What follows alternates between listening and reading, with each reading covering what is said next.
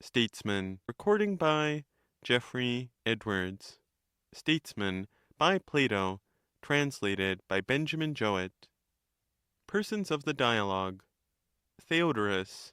Socrates. The Eleatic stranger. The younger Socrates. Socrates. I owe you many thanks indeed, Theodorus, for the acquaintance both of Theaetetus and of the stranger. Theodorus.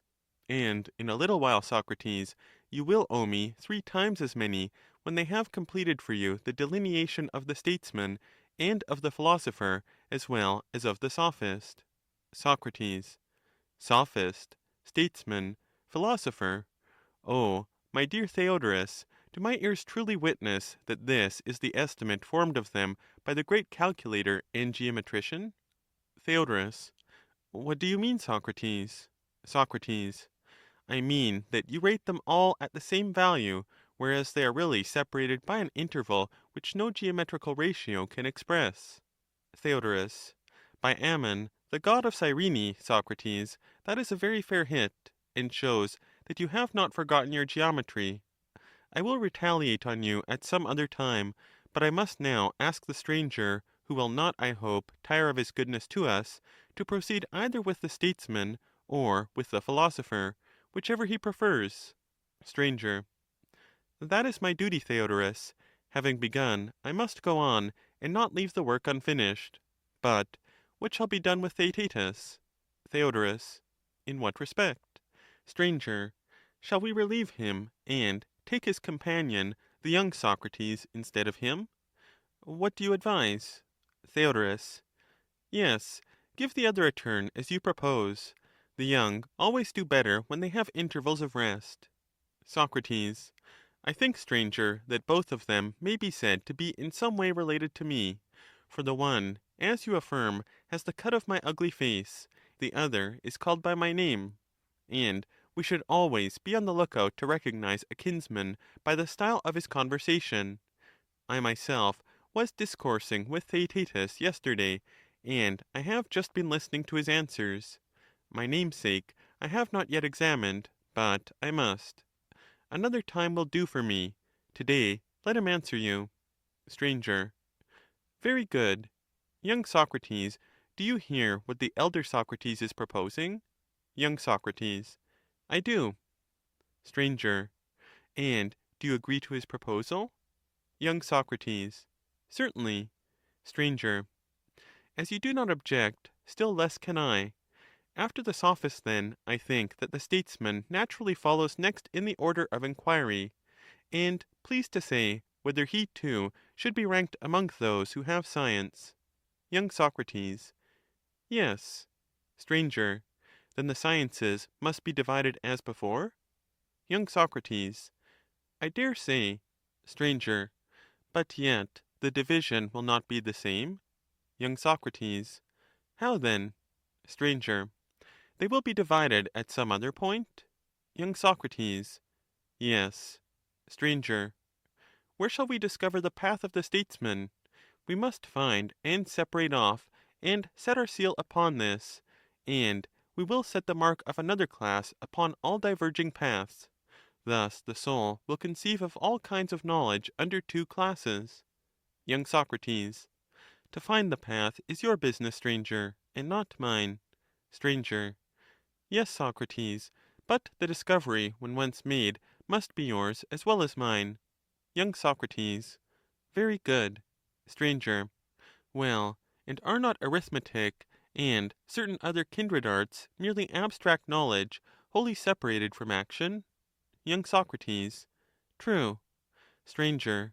But in the art of carpentering and all other handicrafts, the knowledge of the workman is merged in his work.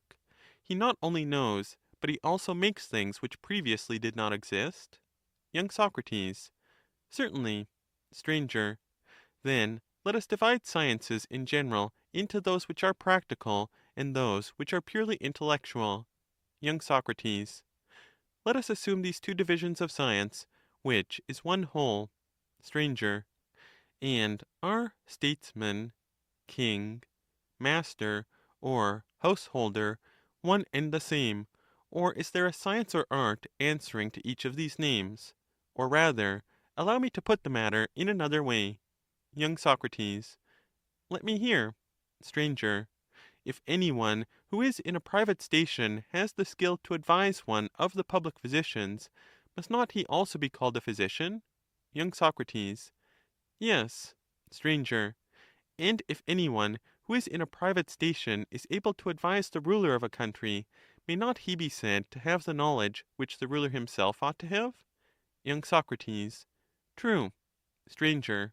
But surely the science of a true king is royal science? Young Socrates. Yes. Stranger.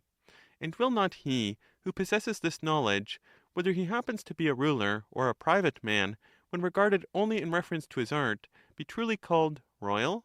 Young Socrates. He certainly ought to be. Stranger. And the householder and master are the same? Young Socrates. Of course. Stranger. Again, a large household may be compared to a small state. Will they differ at all as far as government is concerned? Young Socrates. They will not. Stranger. Then, returning to the point which we were just now discussing, do we not clearly see that there is one science of all of them, and this science may be called either royal, or political, or economical? We will not quarrel with any one about the name. Young Socrates. Certainly not. Stranger.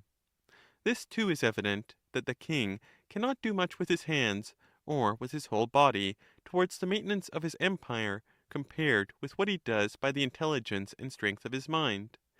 Young Socrates. Clearly not. Stranger. Then shall we say that the king has a greater affinity to knowledge than to manual arts, and to practical life in general? Young Socrates. Certainly he has. Stranger. Then we may put all together as one and the same, statesmanship and the statesman, the kingly science and the king. Young Socrates. Clearly. Stranger. And now we shall only be proceeding in due order if we go on to divide the sphere of knowledge? Young Socrates. Very good. Stranger. Think whether you can find any joint or parting in knowledge. Young Socrates. Tell me, of what sort? Stranger. Such as this. You may remember that we made an art of calculation? Young Socrates. Yes. Stranger. Which was, unmistakably, one of the arts of knowledge? Young Socrates. Certainly. Stranger.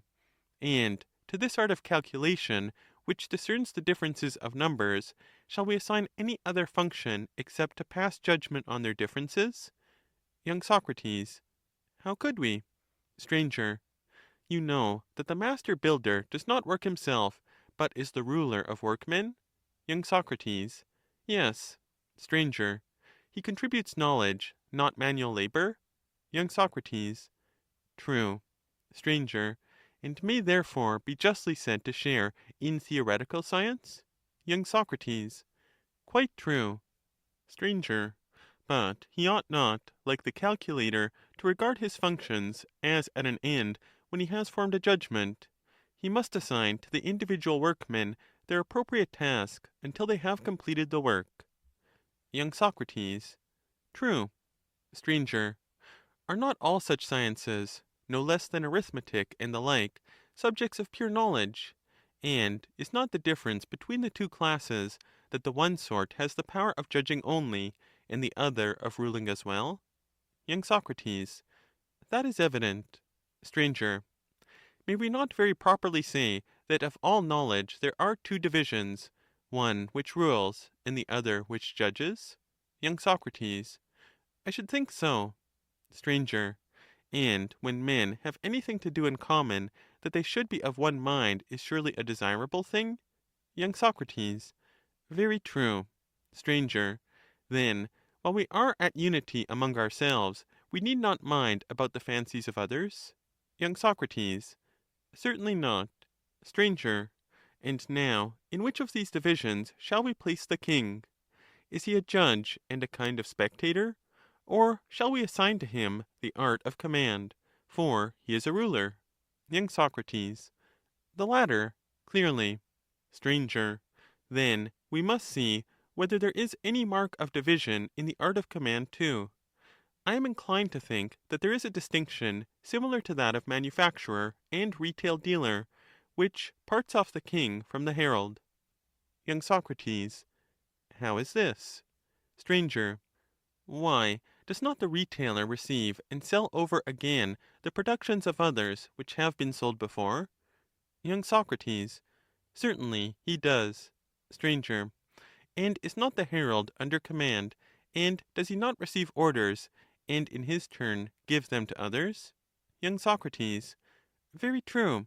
Str. Then shall we mingle the kingly art in the same class with the art of the herald, the interpreter, the boatswain, the prophet, and the numerous kindred arts which exercise command?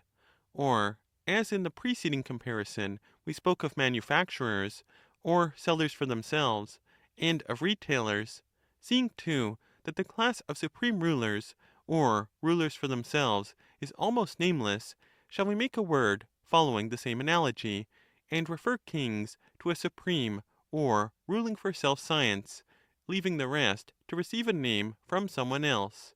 For we are seeking the ruler, and our inquiry is not concerned with him who is not a ruler. Y. Soc. Very good. Str. Thus a very fair distinction has been attained between the man who gives his own commands and him who gives another's.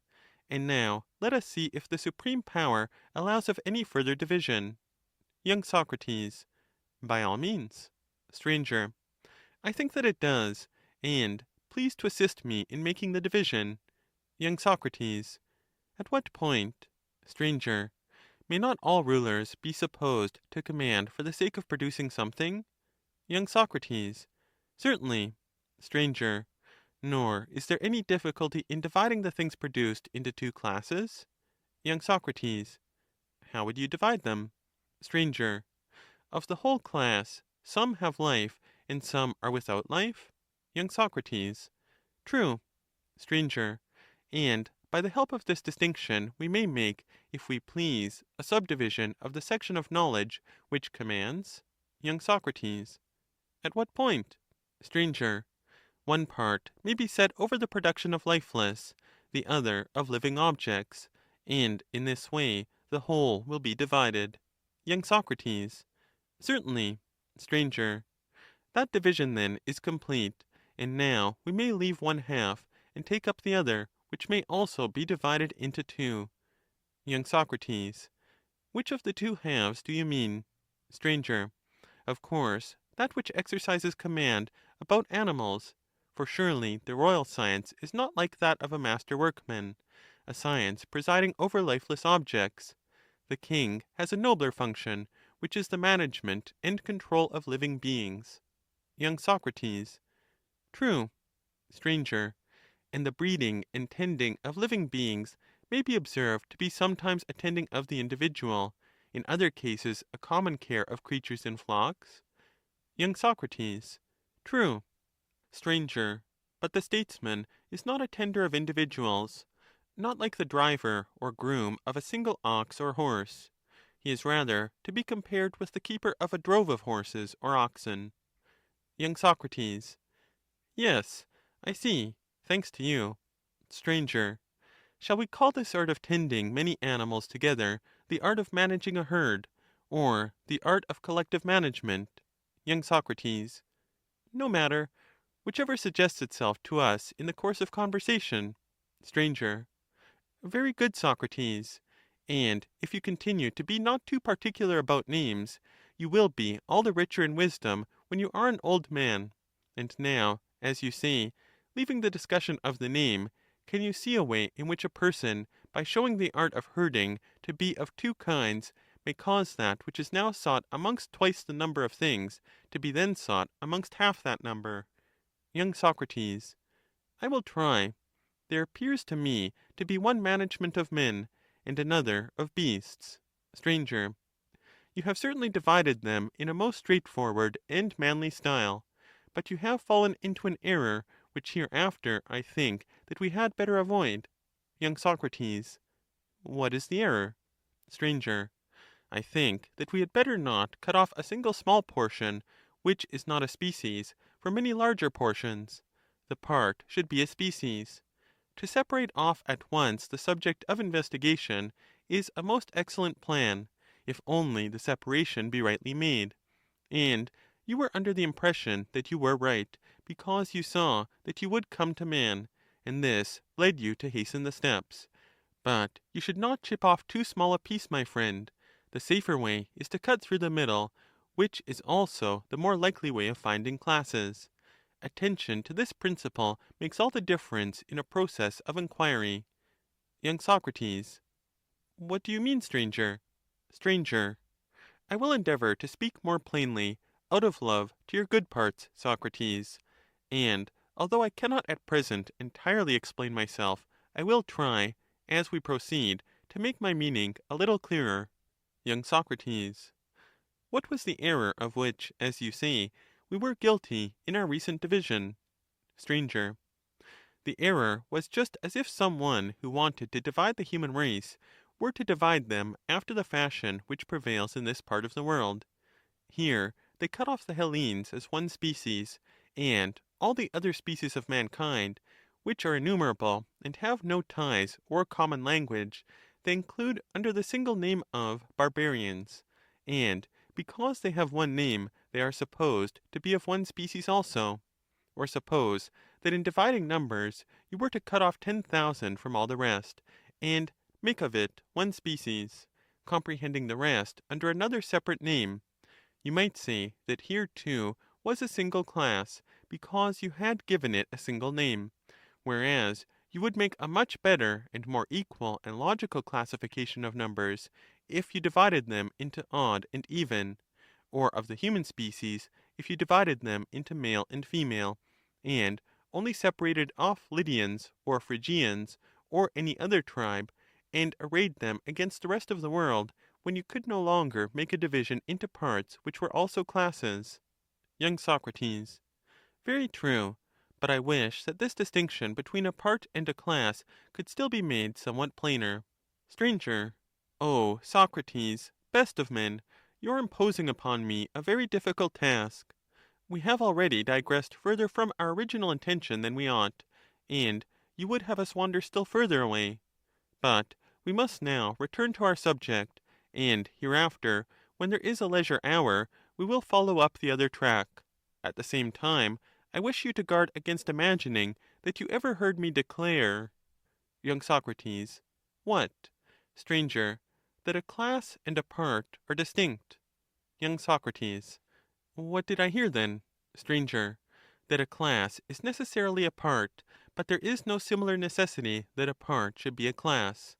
That is the view which I should always wish you to attribute to me, Socrates. Young Socrates. So be it. Stranger. There is another thing which I should like to know. Young Socrates. What is it? Stranger. The point at which we digressed, for, if I am not mistaken, the exact place was at the question where you would divide the management of herds. To this you appeared rather too ready to answer that there were two species of animals, man being one, and all brutes making up the other. Young Socrates. True. Stranger. I thought that in taking away a part you imagined that the remainder formed a class because you were able to call them by the common name of brutes. Young Socrates. That again is true. Stranger. Suppose now, O most courageous of dialecticians, that some wise and understanding creature, such as a crane is reputed to be, were, in imitation of you, to make a similar division, and set up cranes against all other animals to their own special glorification, at the same time jumbling together all the others, including man, under the appellation of brutes. Here would be the sort of error which we must try to avoid. Young Socrates. How can we be safe? Stranger. If we do not divide the whole class of animals, we shall be less likely to fall into that error. Young Socrates. We had better not take the whole? Stranger. Yes. There lay the source of error in our former division. Young Socrates. How? Stranger. You remember how that part of the art of knowledge, which was concerned with command, had to do with the rearing of living creatures? I mean with animals in herds? Young Socrates. Yes. Stranger. In that case there was already implied a division of all animals into tame and wild. Those whose nature can be tamed are called tame, and those which cannot be tamed are called wild. Young Socrates. True. Stranger. And the political science of which we are in search is and ever was concerned with tame animals, and is also confined to gregarious animals. Young Socrates. Yes. Stranger. But, then, we ought not to divide, as we did, taking the whole class at once. Neither let us be in too great haste to arrive quickly at the political science. For this mistake has already brought upon us the misfortune of which the proverb speaks. Young Socrates. What misfortune? Stranger. The misfortune of too much haste, which is too little speed. Young Socrates. And all the better, stranger, we got what we deserved. Stranger. Very well. Let us then begin again and endeavor to divide the collective rearing of animals, for probably the completion of the argument will best show what you are so anxious to know. Tell me then. Young Socrates. What? Stranger. Have you ever heard, as you very likely may, for I do not suppose that you ever actually visited them, of the preserves of fishes in the Nile, and in the ponds of the Great King? Or you may have seen similar preserves in wells at home. Young Socrates. Yes, to be sure, I have seen them, and I have often heard the others described. Stranger. And you may have heard also, and may have been assured by report, although you have not travelled in those regions, of nurseries of geese and cranes in the plains of Thessaly? Young Socrates. Certainly. Stranger. I asked you because here is a new division of the management of herds into the management of land and of water herds. Young Socrates. There is. Stranger. And do you agree that we ought to divide the collective rearing of herds into two corresponding parts, the one the rearing of water, and the other the rearing of land herds? Young Socrates. Yes. Stranger. There is surely no need to ask which of these two contains the royal art, for it is evident to everybody? Young Socrates. Certainly. Stranger. Any one can divide the herds which feed on dry land? Young Socrates. How would you divide them? Stranger. I should distinguish between those which fly and those which walk. Young Socrates. Most true. Stranger.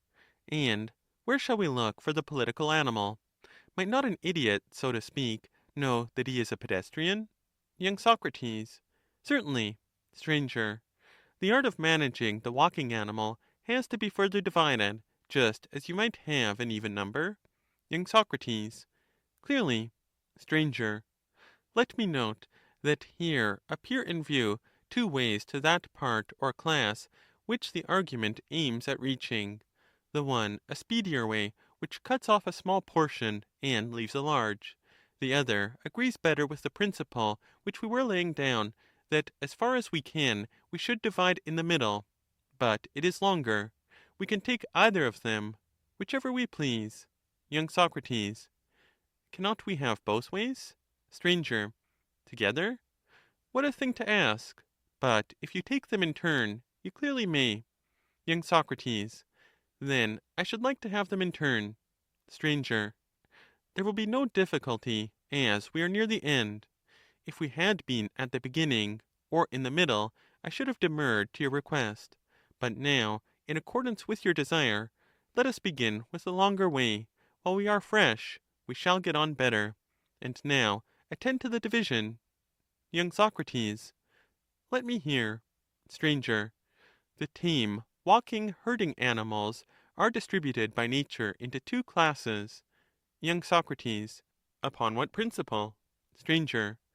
The one grows horns, and the other is without horns. Young Socrates. Clearly. Stranger. Suppose that you divide the science which manages pedestrian animals into two corresponding parts, and define them, for if you try to invent names for them, you will find the intricacy too great. Young Socrates. How must I speak of them then? Stranger. In this way. Let the science of managing pedestrian animals be divided into two parts, and one part assigned to the horned herd, and the other to the herd that has no horns. Young Socrates, all that you say has been abundantly proved, and may therefore be assumed. Stranger, the king is clearly the shepherd of a polled herd who have no horns. Young Socrates, that is evident. Stranger, shall we break up this hornless herd into sections, and endeavor to assign to him what is his? Young Socrates, by all means. Stranger, shall we distinguish them by their having or not having cloven feet, or by their mixing or not mixing the breed? You know what I mean. Young Socrates, what? Stranger, I mean that horses and asses naturally breed from one another. Young Socrates, yes. Stranger, but the remainder of the hornless herd of tame animals will not mix the breed? Young Socrates, very true. Stranger, and of which has the statesman charge? Of the mixed or of the unmixed race? Young Socrates, clearly of the unmixed. Stranger, I suppose that we must divide this again as before. Young Socrates, we must. Stranger, every tame and herding animal has now been split up, with the exception of two species, for I hardly think that dogs should be reckoned among gregarious animals. Young Socrates, certainly not. But how shall we divide the two remaining species? Stranger, there is a measure of difference which may be appropriately employed by you and Theaetetus, who are students of geometry. Young Socrates, what is that? Stranger, the diameter, and again the diameter of a diameter. Young Socrates, what do you mean? Stranger, how does man walk, but as a diameter whose power is 2 feet? Young Socrates, just so. Stranger, and the power of the remaining kind, being the power of twice 2 feet, may be said to be the diameter of our diameter? Young Socrates, certainly. And now I think that I pretty nearly understand you. Stranger, in these divisions, Socrates, I descry what would make another famous jest. Young Socrates, what is it? Stranger, human beings have come out in the same class with the freest and airiest of creation, and have been running a race with them. Young Socrates, I remark that very singular coincidence. Stranger, and would you not expect the slowest to arrive last? Young Socrates, indeed I should. Stranger, and there is a still more ridiculous consequence, that the king is found running about with the herd, and in close competition with the bird-catcher, who of all mankind is most of an adept at the airy life. Young Socrates, certainly. Stranger, then here, Socrates, is still clearer evidence of the truth of what was said in the inquiry about the sophist. Young Socrates, what? Stranger, that the dialectical method is no respecter of persons, and does not set the great above the small, but always arrives in her own way at the truest result. Young Socrates, clearly. Stranger, and now I will not wait for you to ask me, but will of my own accord take you by the shorter road to the definition of a king. Young Socrates, by all means. Stranger, I say that we should have begun at first by dividing land animals into biped and quadruped, and since the winged herd, and that alone, comes out in the same class with man, we should divide bipeds into those which have feathers, and those which have not. And when they have been divided, and the art of the management of mankind is brought to light, the time will have come to produce our statesman and ruler, and set him like a charioteer in his place, and hand over to him the reins of state, for that too is a vocation which belongs to him. Young Socrates, very good. You have paid me the debt. I mean that you have completed the argument, and I suppose that you added the digression by way of interest. Stranger, then now let us go back to the beginning, and join the links which together make the definition of the name of the statesman's art. Young Socrates, by all means. Stranger, the science of pure knowledge had, as we said originally, a part which was the science of rule, or command, and from this was derived another part, which was called command for self, on the analogy of selling for self. An important section of this was the management of living animals, and this again was further limited to the management of them in herds, and again in herds of pedestrian animals. The chief division of the latter was the art of managing pedestrian animals, which are without horns. This again has a part which can only be comprehended under one term by joining together three names: shepherding purebred animals. The only further subdivision is the art of man-herding. This has to do with bipeds, and is what we were seeking after, and have now found, being at once the royal and political. Young Socrates. To be sure. Stranger. And do you think, Socrates, that we really have done as you say? Young Socrates. What? Stranger. Do you think, I mean, that we have really fulfilled our intention? There has been a sort of discussion, and yet the investigation seems to me not to be perfectly worked out. This is where the inquiry fails. Young Socrates. I do not understand. Stranger. I will try to make the thought, which is at this moment present in my mind, clearer to us both. Young Socrates. Let me hear. Stranger. There were many arts of shepherding, and one of them was the political, which had the charge of one particular herd. Young Socrates.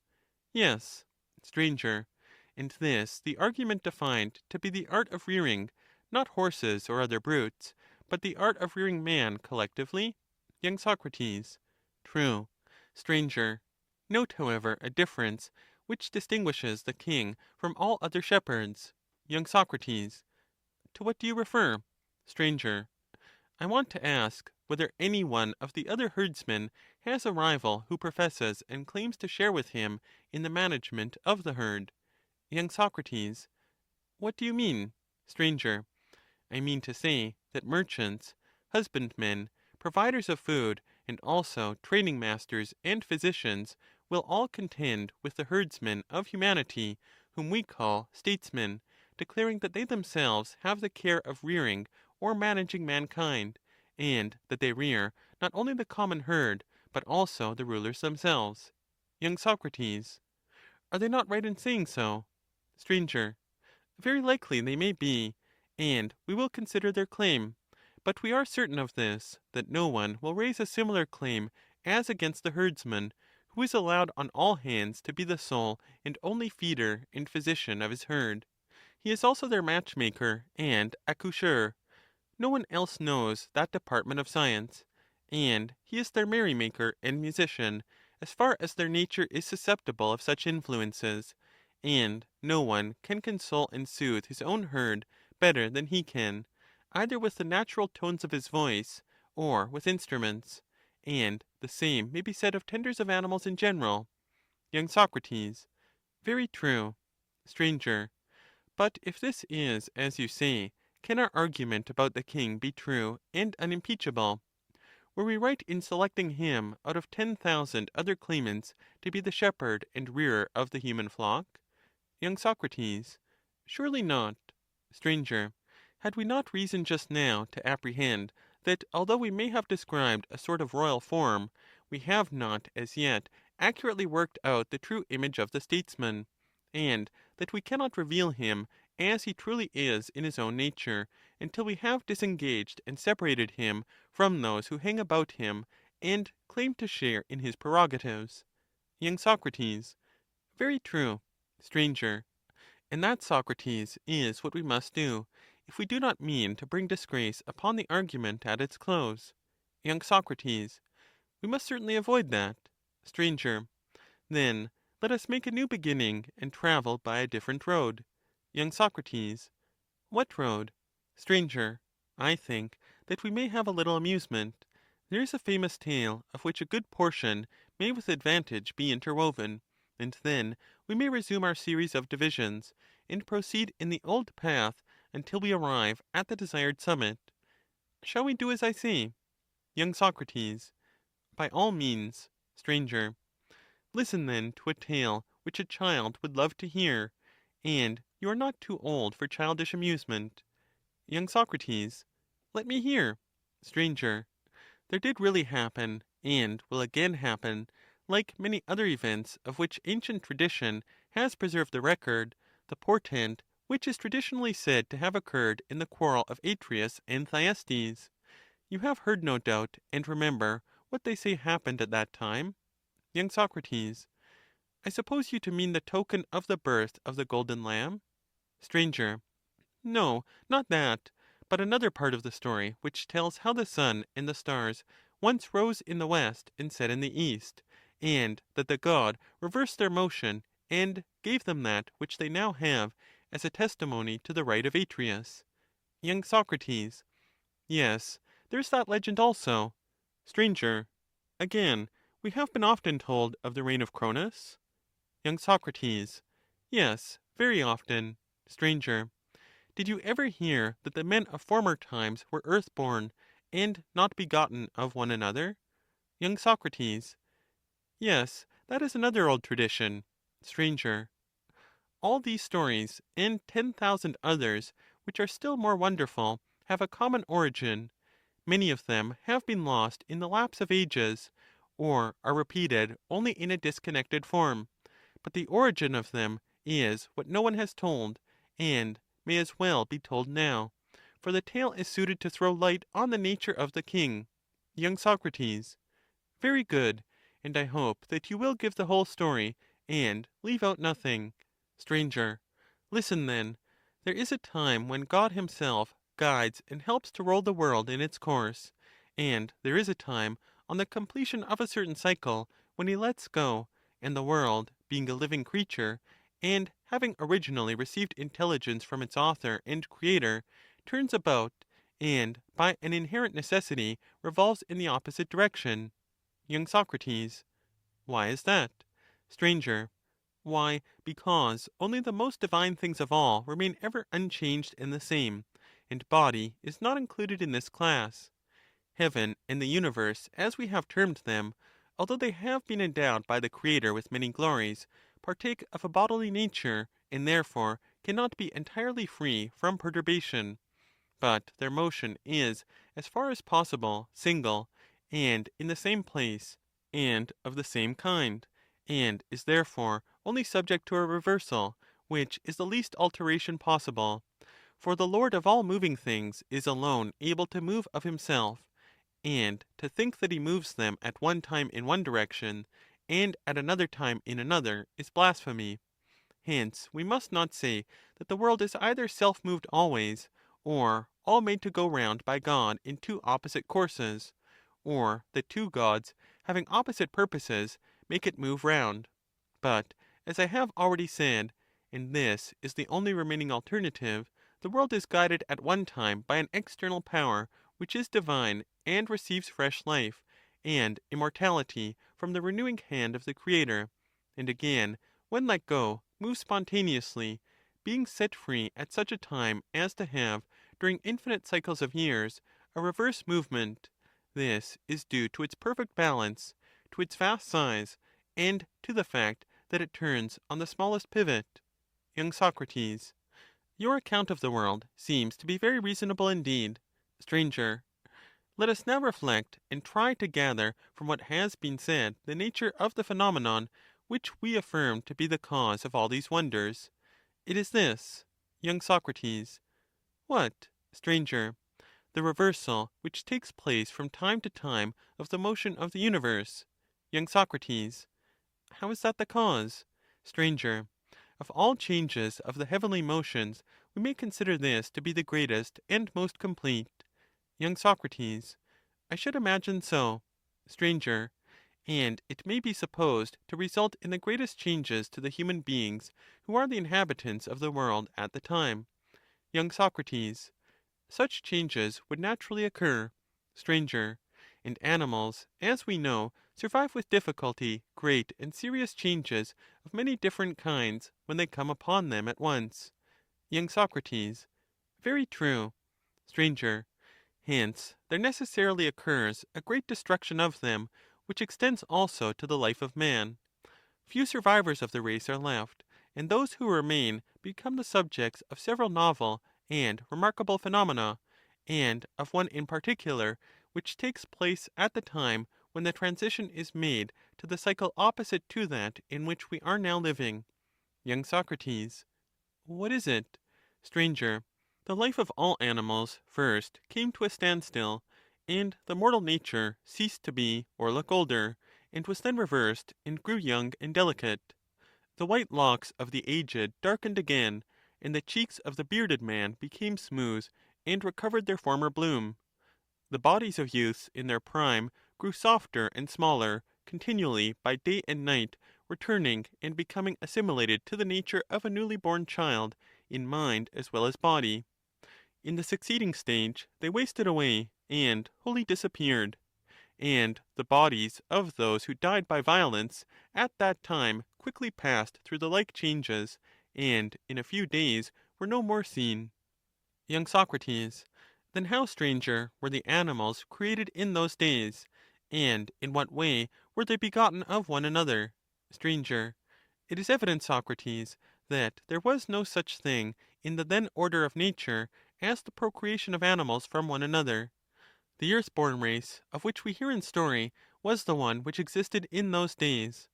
They rose again from the ground, and of this tradition, which is nowadays often unduly discredited, our ancestors, who were nearest in point of time to the end of the last period and came into being at the beginning of this, are to us the heralds. And mark how consistent the sequel of the tale is. After the return of age to youth follows the return of the dead who are lying in the earth to life. Simultaneously with the reversal of the world, the wheel of their generation has been turned back, and they are put together and rise and live in the opposite order, unless God has carried any of them away to some other lot. According to this tradition, they of necessity sprang from the earth, and have the name of earth-born, and so the above legend clings to them. Young Socrates. Certainly that is quite consistent with what has preceded. But tell me, was the life which you said existed in the reign of Cronus in that cycle of the world, or in this? For the change in the course of the stars and the sun must have occurred in both. Stranger. I see that you enter into my meaning.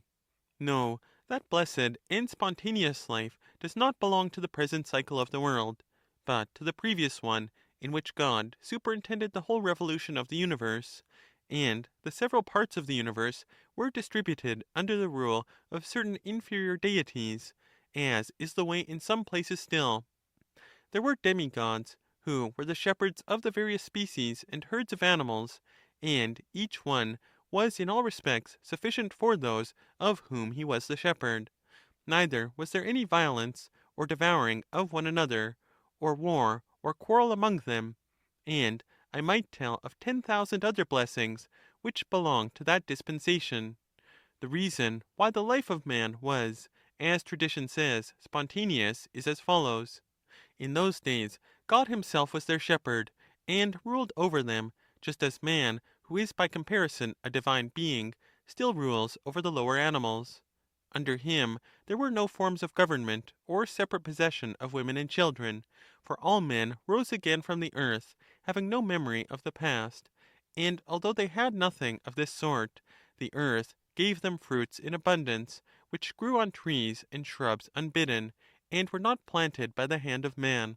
And they dwelt naked, and mostly in the open air, for the temperature of their seasons was mild, and they had no beds, but lay on soft couches of grass which grew plentifully out of the earth.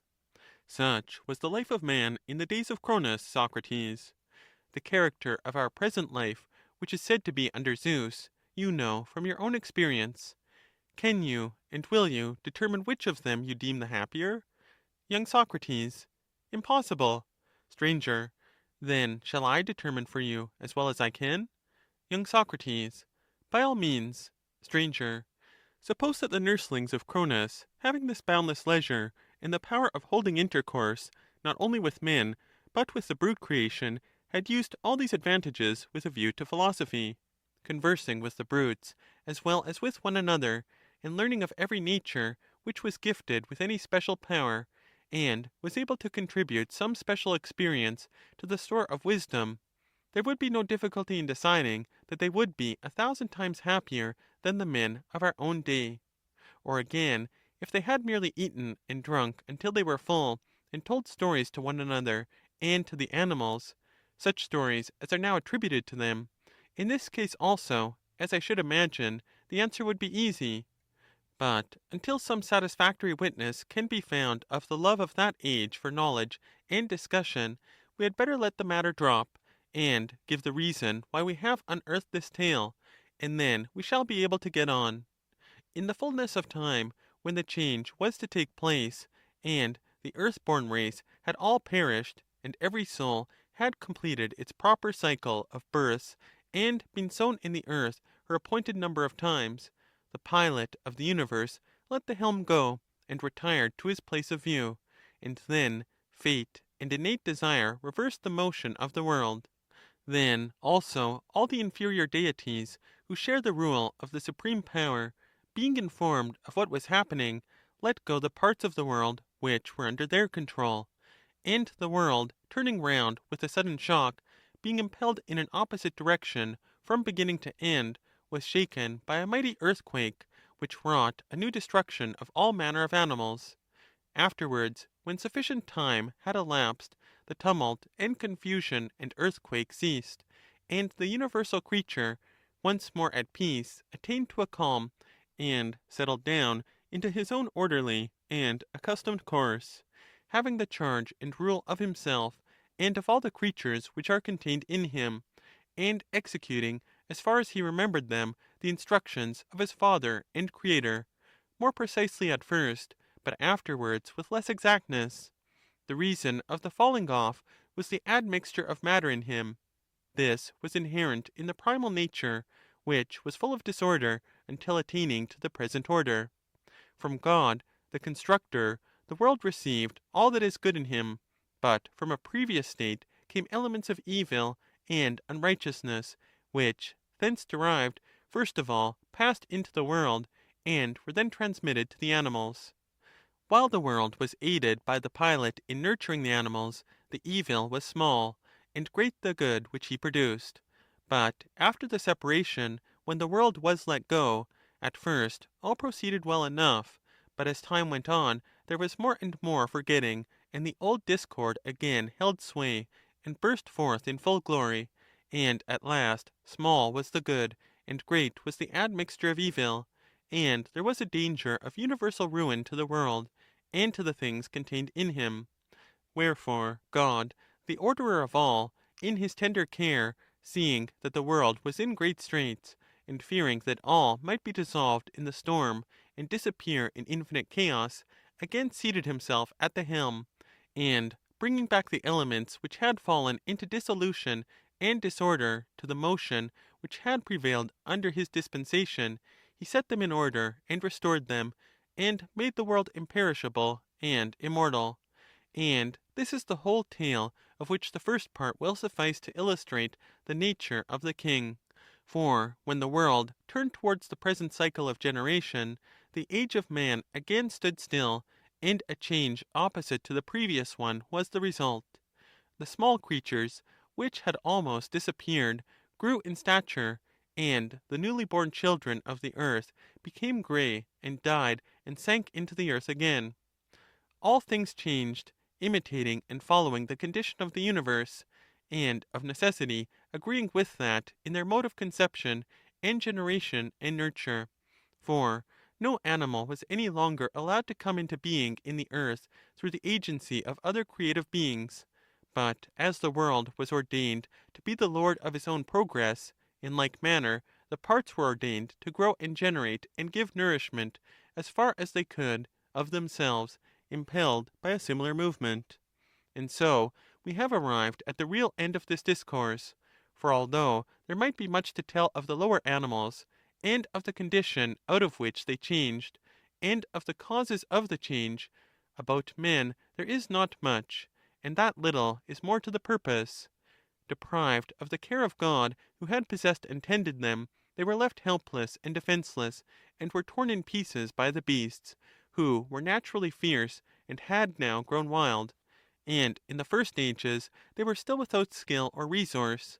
The food which once grew spontaneously had failed, and as yet they they knew not how to procure it, because they had never felt the pressure of necessity. For all these reasons they were in a great strait. Wherefore also the gifts spoken of in the old tradition were imparted to man by the gods, together with so much teaching and education as was indispensable. Fire was given to them by Prometheus, the arts by Hephaestus and his fellow worker Athena, seeds and plants by others. From these is derived all that has helped to frame human life, since the care of the gods, as I was saying, had now failed men, and they had to order their course of life for themselves, and were their own masters, just like the universal creature whom they imitate and follow, ever changing as he changes, and ever living and growing, at one time in one manner, and at another time in another. Enough of the story, which may be of use in showing us how greatly we erred in the delineation of the king and the statesman in our previous discourse. Young Socrates. What was this great error of which you speak? Stranger. There were two. The first a lesser one, the other was an error on a much larger and grander scale. Young Socrates. What do you mean? Stranger. I mean to say that when we were asked about a king and statesman of the present cycle and generation, we told of a shepherd of a human flock who belonged to the other cycle, and of one who was a god when he ought to have been a man, and this was a great error. Again, we declared him to be the ruler of the entire state, without explaining how. This was not the whole truth, nor very intelligible, but still it was true, and therefore the second error was not so great as the first. Young Socrates.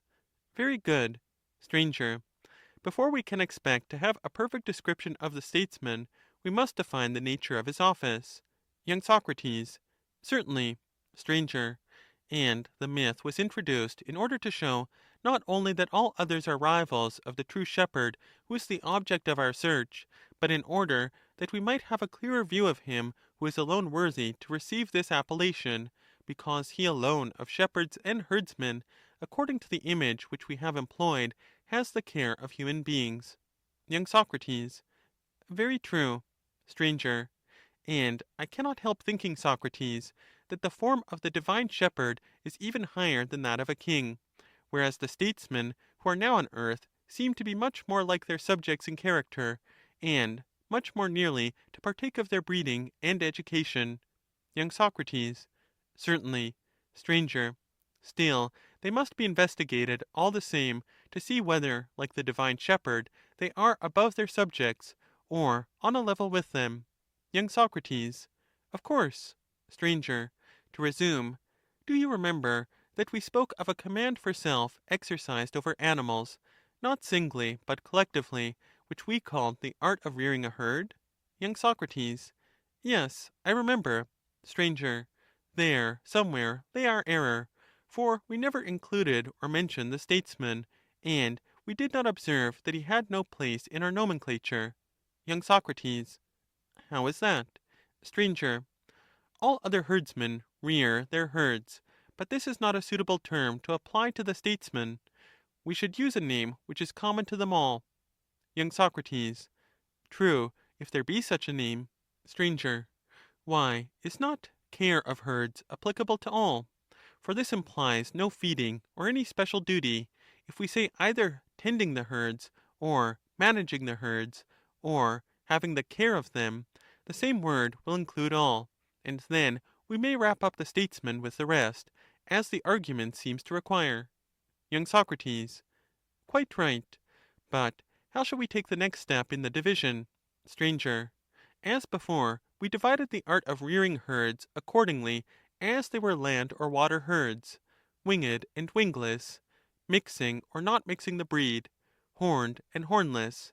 So we may divide by these same differences the tending of herds, comprehending in our definition the kingship of today, and the rule of Cronos. Young Socrates. That is clear, but I still ask, what is to follow? Stranger.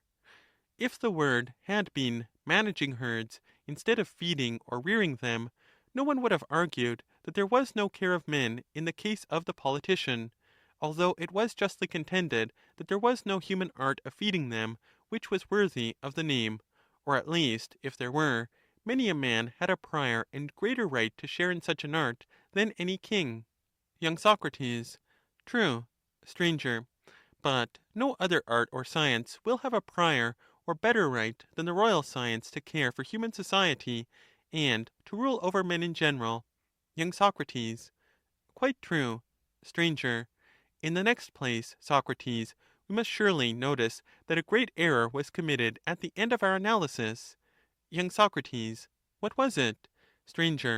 Why, supposing we were ever so sure that there is such an art as the art of rearing or feeding bipeds, there was no reason why we should call this the royal or political art, as though there were no more to be said.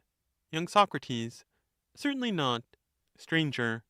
Our first duty, as we were saying, was to remodel the name so as to have the notion of care rather than of feeding, and then to divide, for there may be still considerable divisions. Y. Soc. How can they be made? Str.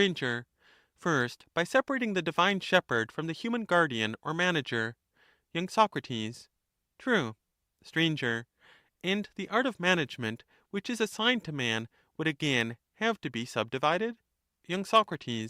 On what principle? Str. On the principle of voluntary and compulsory.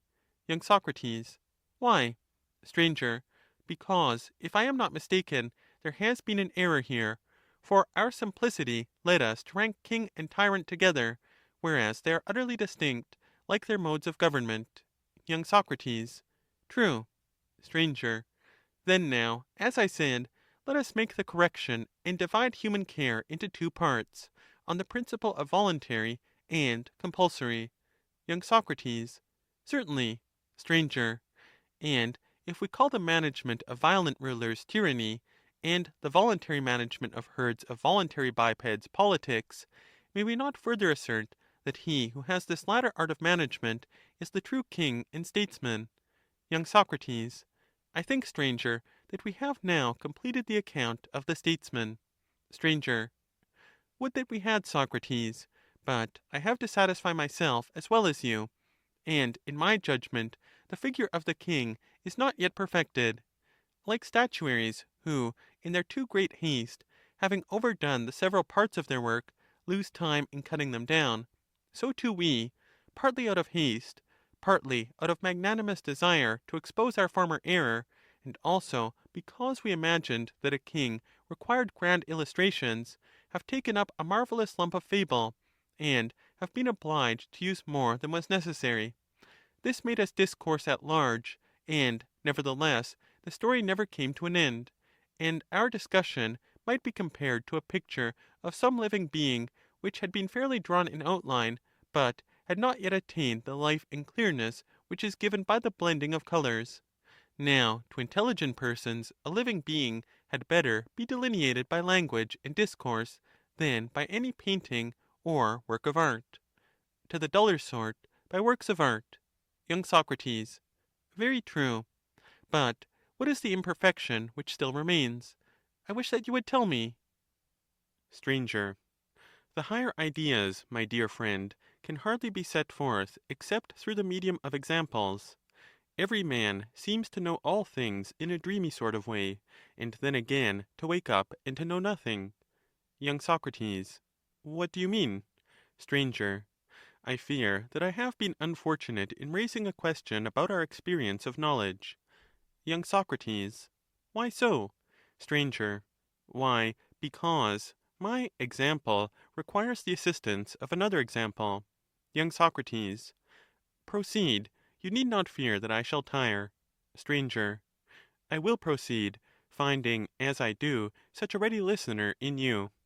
When children are beginning to know their letters. Y. Soc. What are you going to say? Str. That they distinguish the several letters well enough in very short and easy syllables, and are able to tell them correctly. Y. Soc. Certainly. Str. Whereas in other syllables they do not recognize them, and think and speak falsely of them. Y. Soc. Very true. Str. Will not the best and easiest way of bringing them to a knowledge of what they do not as yet know be? Y. Soc. Be what? Stranger. To refer them first of all to cases in which they judge correctly about the letters in question, and then to compare these with the cases in which they do not as yet know, and to show them that the letters are the same, and have the same character in both combinations, until all cases in which they are right have been placed side by side with all cases in which they are wrong. In this way they have examples, and are made to learn that each letter in every combination is always the same, and not another, and is always called by the same name. Y. Soc. Certainly. Str. Are not examples formed in this manner? We take a thing, and compare it with another distinct instance of the same thing, of which we have a right conception, and out of the comparison there arises one true notion, which includes both of them. Y. Soc. Exactly. Str. Can we wonder then that the soul has the same uncertainty about the alphabet of things, and sometimes and in some cases is firmly fixed by the truth in each particular, and then again in other cases is altogether at sea, having somehow or other a correct notion of combinations, but when the elements are transferred into the long and difficult language, syllables, of facts, is again ignorant of them? Y. Soc. There is nothing wonderful in that. Str. Could any one, my friend, who began with false opinion, ever expect to arrive even at a small portion of truth, and to attain wisdom? Y. Soc. Hardly. Str. Then you and I will not be far wrong in trying to see the nature of example in general in a small and particular instance. Afterwards, from lesser things, we intend to pass to the royal class, which is the highest form of the same nature, and endeavor to discover by rules of art what the management of cities is, and then the dream will become a reality to us. Y. Soc. Very true. Str. Then, once more, let us resume the previous argument, and as there were innumerable rivals of the royal race who claimed to have the care of states, let us part them all off, and leave him alone, and, as I was saying, a model or example of this process has first to be framed. Y. Soc. Exactly. Str. What model is there which is small, and yet has any analogy with the political occupation? Suppose, Socrates, that if we have no other example at hand, we choose weaving, or more precisely, weaving of wool. This will be quite enough, without taking the whole of weaving, to illustrate our meaning? Y. Soc. Certainly. Str. Why should we not apply to weaving the same processes of division and subdivision which we have already applied to other classes, going once more as rapidly as we can through all the steps until we come to that which is needed for our purpose? Y. Soc. How do you mean? Str. I shall reply by actually performing the process. Y. Soc. Very good. Str. All things which we make or acquire are either creative or preventive. Of the preventive class are antidotes, divine and human, and also defenses. And defenses are either military weapons or protections. And protections are veils and also shields against heat and cold. And shields against heat and cold are shelters and coverings. And coverings are blankets and garments. And garments are some of them in one piece, and others of them are made in several parts. And of these latter, some are stitched, others are fastened and not stitched. And of the not stitched, some are made of the sinews of plants, and some of hair. And of these again, some are cemented with water and earth, and others are fastened together by themselves. And these last defenses and coverings which are fastened together by themselves are called clothes, and the art which superintends them we may call, from the nature of the operation, the art of clothing, just as before the art of the statesman was derived from the state.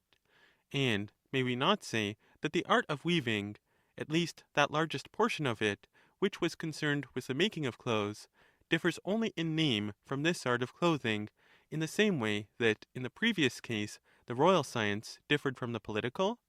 Y. Soc. Most true.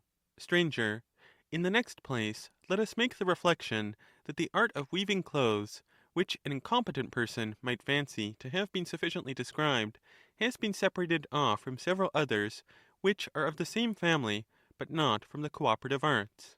Y. Soc. And which are the kindred arts? Str. I see that I have not taken you with me, so I think that we had better go backwards, starting from the end. We just now parted off from the weaving of clothes, the making of blankets, which differ from each other in that one is put under and the other is put around, and these are what I termed kindred arts. Y. Soc. I understand. Str. And we have subtracted the manufacture of all articles made of flax and cords, and all that we just now metaphorically termed the sinews of plants, and we have also separated off the process of felting, and the putting together of materials by stitching and sewing, of which the most important part is the cobbler's art. Y. Soc. Precisely. Str. Then we separated off the currier's art, which prepared coverings in entire pieces, and the art of sheltering, and subtracted the various arts of making water tight, which are employed in building, and in general in carpentering, and in other crafts, and all such arts as furnish impediments to thieving and acts of violence, and are concerned with making the lids of boxes, and the fixing of doors, being divisions of the art of joining.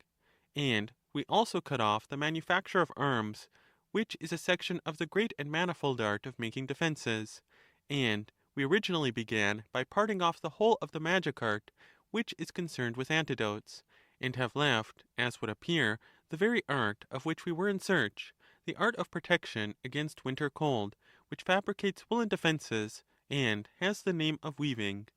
Y. Soc. Very true. Str. Yes, my boy, but that is not all, for the first process to which the material is subjected is the opposite of weaving. Y. Soc. How so? Str. Weaving is a sort of uniting. Y. Soc. Yes. Str. But the first process is a separation of the clotted and matted fibers. Y. Soc. What do you mean? Str. I mean the work of the carder's art, for we cannot say that carding is weaving, or that the carder is a weaver. Y. Soc. Certainly not. Str. Again, if a person were to say that the art of making the warp and the woof was the art of weaving, he would say what was paradoxical and false? Y. Soc. To be sure. Str. Shall we say that the whole art of the fuller or of the mender has nothing to do with the care and treatment of clothes? Or are we to regard all these as arts of weaving? Y. Soc. Certainly not. Str. And yet surely all these arts will maintain that they are concerned with the treatment and production of clothes. They will dispute the exclusive prerogative of weaving, and, though assigning a larger sphere to that, will still reserve a considerable field for themselves. Y. Soc. Very true. Str. Besides these, there are the arts which make tools and instruments of weaving, and which will claim at least to be cooperative causes in every work of the weaver. Y. Soc. Most true. Str.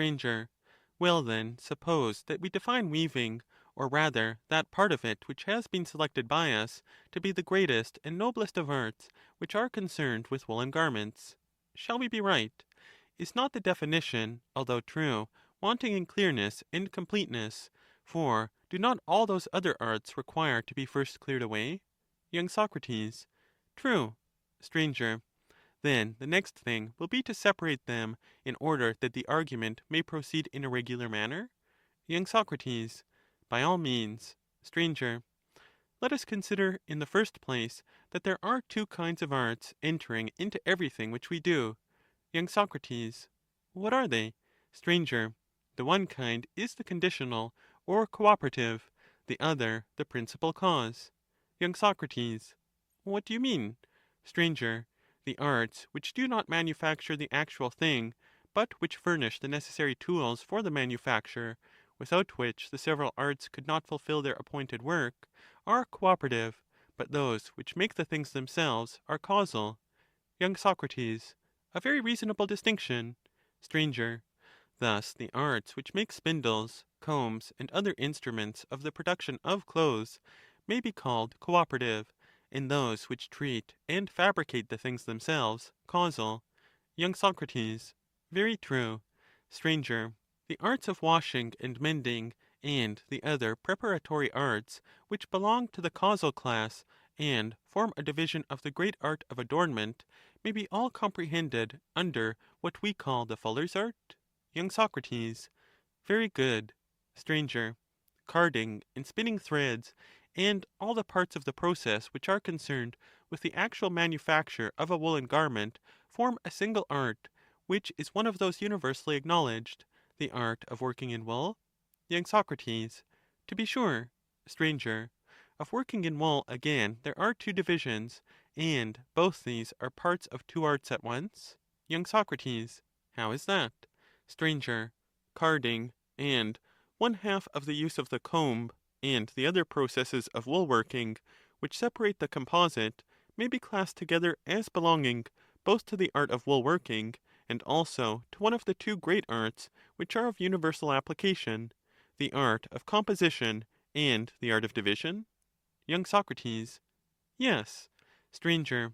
To the latter belong carding, and the other processes of which I was just now speaking. The art of discernment or division in wool and yarn, which is effected in one manner with the comb, and in another with the hands, is variously described under all the names which I just now mentioned. Young Socrates. Very true. Stranger. Again, let us take some process of wool working, which is also a portion of the art of composition, and, dismissing the elements of division which we found there, make two halves, one on the principle of composition, and the other on the principle of division. Young Socrates. Let that be done. Stranger. And once more, Socrates, we must divide the part which belongs at once both to wool working and composition, if we are ever to discover satisfactorily the aforesaid art of weaving. Young Socrates. We must. Stranger. Yes, certainly. And let us call one part of the art of twisting threads, the other the art of combining them. Young Socrates. Do I understand you, in speaking of twisting, to be referring to manufacture of the warp? Stranger. Yes, and of the woof too. How, if not by twisting, is the woof made? Young Socrates. There is no other way. Stranger. Then suppose that you define the warp and the woof, for I think that the definition will be of use to you. Young Socrates. How shall I define them? Stranger. As thus: a piece of carded wool which is drawn out lengthwise and breadthwise is said to be pulled out. Young Socrates. Yes. Stranger. And the wool thus prepared, when twisted by the spindle and made into a firm thread, is called the warp, and the art which regulates these operations, the art of spinning the warp. Young Socrates. True. Stranger. And the threads which are more loosely spun, having a softness proportioned to the intertexture of the warp, and to the degree of force used in dressing the cloth, the threads which are thus spun are called the woof, and the art which is set over them may be called the art of spinning the woof. Young Socrates. Very true. Stranger. And now there can be no mistake about the nature of the part of weaving which we have undertaken to define. For when that part of the art of composition, which is employed in the working of wool, forms a web by the regular intertexture of warp and woof, the entire woven substance is called by us a woolen garment, and the art which presides over this is the art of weaving. Young Socrates. Very true. Stranger. But why did we not say at once that weaving is the art of entwining warp and woof, instead of making a long and useless circuit? Young Socrates. I thought, stranger, that there was nothing useless in what was said. Stranger. Very likely, but you may not always think so, my sweet friend, and in case any feeling of dissatisfaction should hereafter arise in your mind, as it very well may, let me lay down a principle which will apply to arguments in general. Young Socrates. Proceed. Stranger. Let us begin by considering the whole nature of excess and defect, and then we shall have a rational ground on which we may praise or blame too much length or too much shortness in discussions of this kind. Young Socrates. Let us do so. Stranger. The points on which I think that we ought to dwell are the following. Young Socrates. What? Stranger. Length and shortness, excess and defect. With all of these the art of measurement is conversant. Young Socrates. Yes. Stranger. And the art of measurement has to be divided into two parts with a view to our present purpose. Young Socrates. Where would you make the division? Stranger. As thus, I would make two parts, one having regard to the relativity of greatness and smallness to each other, and there is another without which the existence of production would be impossible. Young Socrates. What do you mean? Stranger. Do you not think that it is only natural for the greater to be called greater with reference to the less alone, and the less less with reference to the greater alone? Young Socrates. Yes. Stranger. Well, but is there not also something exceeding and exceeded by the principle of the mean, both in speech and action, and is not this a reality, and the chief mark of difference between good and bad men? Young Socrates. Plainly. Stranger. Then we must suppose that the great and small exist and are discerned in both these ways, and not, as we were saying before, only relatively to one another. But there must also be another comparison of them with the mean or ideal standard. Would you like to hear the reason why? Young Socrates. Certainly. Stranger. If we assume the greater to exist only in relation to the less, there will never be any comparison of either with the mean. Young Socrates. True. Stranger. And would not this doctrine be the ruin of all the arts and their creations? Would not the art of the statesman and the aforesaid art of weaving disappear? For all these arts are on the watch against excess and defect, not as unrealities, but as real evils, which occasion a difficulty in action, and the excellence or beauty of every work of art is due to this observance of measure. Young Socrates. Certainly. Stranger. But if the science of the statesman disappears, the search for the royal science will be impossible. Young Socrates. Very true. Stranger.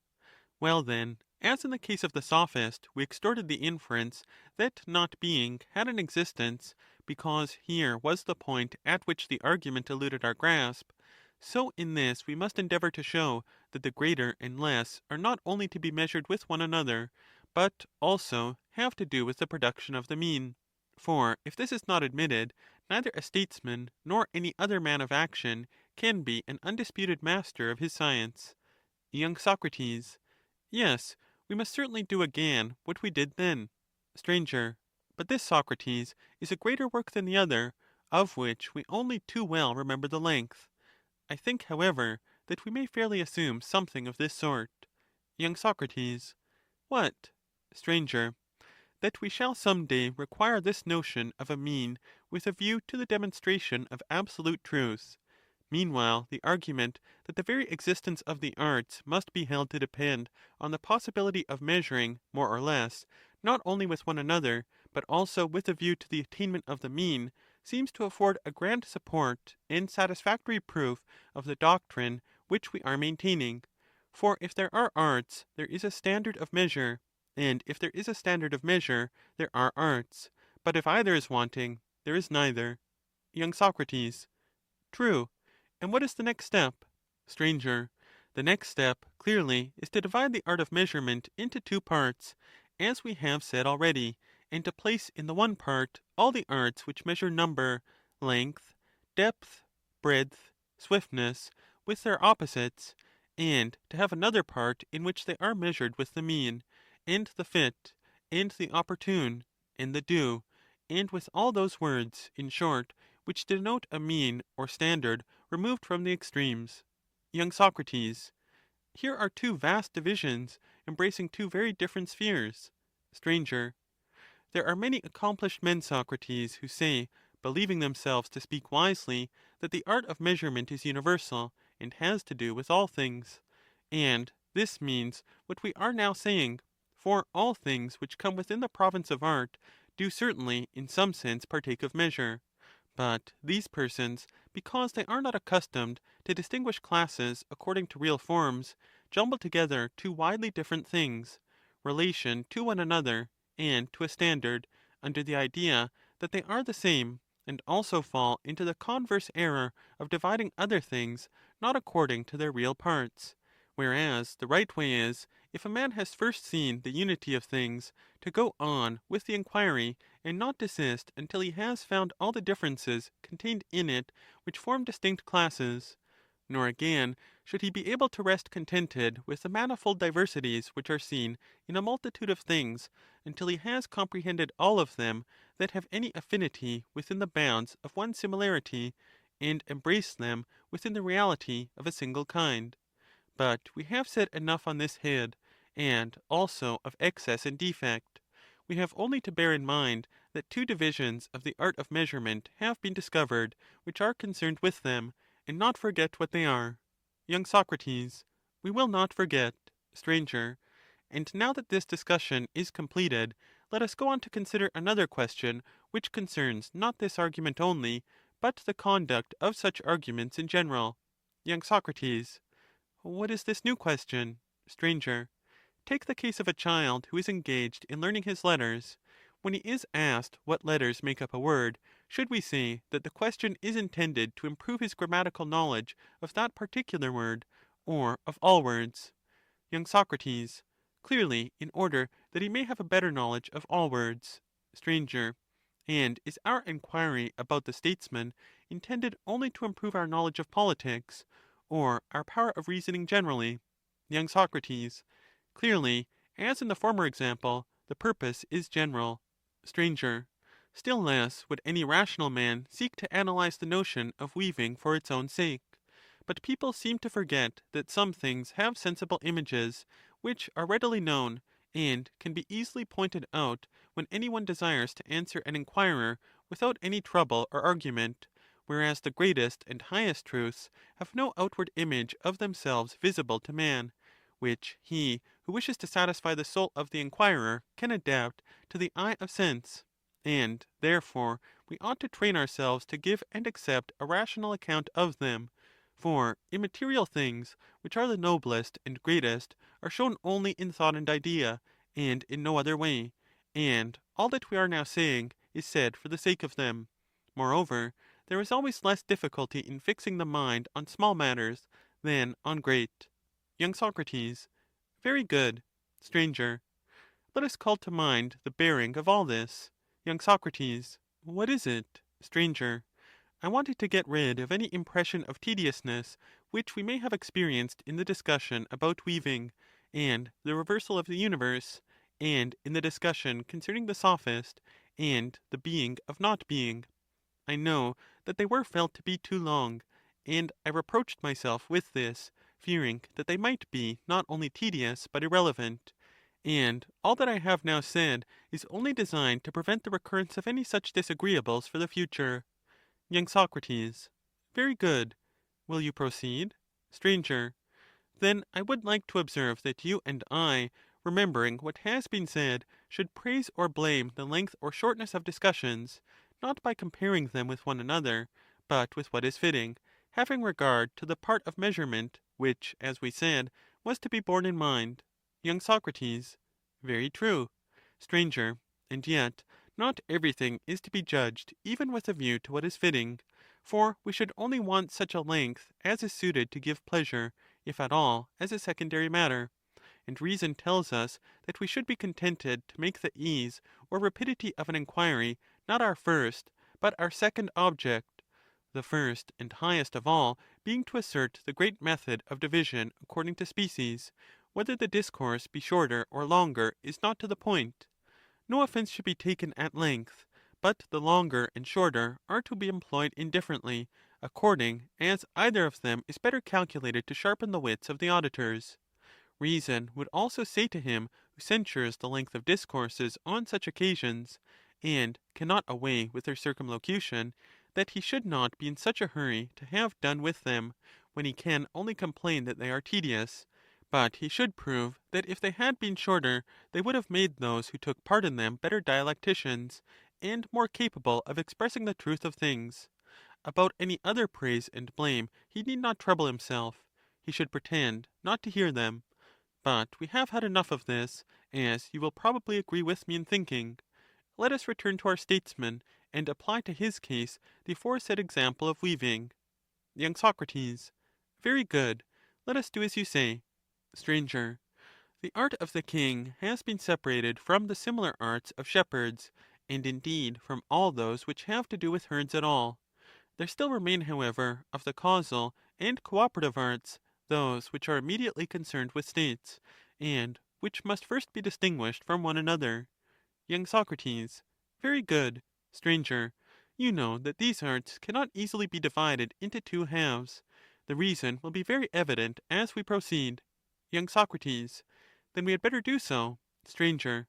We must carve them like a victim into members or limbs, since we cannot bisect them, for we certainly should divide everything into as few parts as possible. Young Socrates. What is to be done in this case? Stranger. What we did in the example of weaving.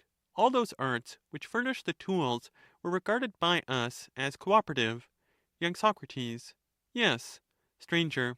So now, and with still more reason, all arts which make any implement in a state, whether great or small, may be regarded by us as cooperative, for without them neither state nor statesmanship would be possible. And yet we are not inclined to say that any of them is a product of the kingly art. Young Socrates. No, indeed. Stranger. The task of separating this class from others is not an easy one, for there is plausibility in saying that anything in the world is the instrument of doing something. But there is another class of possessions in a city of which I have a word to say. Young Socrates. What class do you mean? Stranger. A class which may be described as not having this power, that is to say, not like an instrument framed for production, but designed for the preservation of that which is produced. Young Socrates. To what do you refer? Stranger. To the class of vessels, as they are comprehensively termed, which are constructed for the preservation of things moist and dry, of things prepared in the fire, or out of the fire. This is a very large class, and has, if I am not mistaken, literally nothing to do with the royal art of which we are in search. Young Socrates. Certainly not. Stranger. There is also a third class of possessions to be noted, different from these, and very extensive, moving or resting on land or water, honorable and also dishonorable. The whole of this class has one name because it is intended to be sat upon, being always a seat for something. Young Socrates. What is it? Stranger. A vehicle, which is certainly not the work of the statesman, but of the carpenter, potter, and coppersmith. Young Socrates. I understand. Stranger. And is there not a fourth class, which is again different, and in which most of the things formerly mentioned are contained? Every kind of dress, most sorts of arms, walls and enclosures, whether of earth or stone, and 10,000 other things, all of which, being made for the sake of defense, may be truly called defenses, and are for the most part to be regarded as the work of the builder or of the weaver, rather than of the statesman. Young Socrates. Certainly. Stranger. Shall we add a fifth class of ornamentation and drawing, and of the imitations produced by drawing and music, which are designed for amusement only, and may be fairly comprehended under one name? Young Socrates. What is it? Stranger. Plaything is the name. Young Socrates. Certainly. Stranger. That one name may be fitly predicated of all of them, for none of these things have a serious purpose. Amusement is their sole aim. Young Socrates. That again I understand. Stranger. Then there is a class which provides materials for all these, out of which and in which the arts already mentioned fabricate their works. This manifold class, I say, which is the creation and offspring of many other arts, may I not rank sixth? Young Socrates. What do you mean? Stranger. I am referring to gold, silver, and other metals, and all that wood-cutting and shearing of every sort provides for the art of carpentry and plating. And there is the process of barking and stripping the cuticle of plants, and the currier's art, which strips off the skins of animals, and other similar arts, which manufacture corks, and papyri, and cords, and provide for the manufacture of composite species out of simple kinds. The whole class may be termed the primitive and simple possession of man, and With this the kingly science has no concern at all. Young Socrates. True. Stranger. The provision of food, and of all other things which mingle their particles with the particles of the human body, and minister to the body, will form a seventh class, which may be called by the general term of nourishment, unless you have any better name to offer. This, however, appertains rather to the husbandman, huntsman, trainer, doctor, cook, and is not to be assigned to the statesman's art. Young Socrates. Certainly not. Stranger. These seven classes include nearly every description of property, with the exception of tame animals. Consider, there was the original material which ought to have been placed first. Next come instruments, vessels, vehicles, defenses, playthings, nourishment. Small things which may be included under one of these, as for example, coins, seals, and stamps, are omitted, for they have not in them the character of any larger kind which includes them, but some of them may, with a little forcing, be placed among ornaments, and others may be made to harmonize with the class of implements. The art of herding, which has been already divided into parts, will include all property in tame animals except slaves. Young Socrates. Very true. Stranger. The class of slaves and ministers only remains, and I suspect that in this the real aspirants for the throne, who are the rivals of the king in the formation of the political web, will be discovered, just as spinners, carders, and the rest of them were the rivals of the weaver. All the others who were termed cooperators have been got rid of among the occupations already mentioned, and separated from the royal and political science. Young Socrates. I agree. Stranger. Let us go a little nearer in order that we may be more certain of the complexion of this remaining class. Young Socrates. Let us do so. Stranger. We shall find from our present point of view that the greatest servants are in a case and condition which is the reverse of what we anticipated. Young Socrates. Who are they? Stranger. Those who have been purchased and have so become possessions.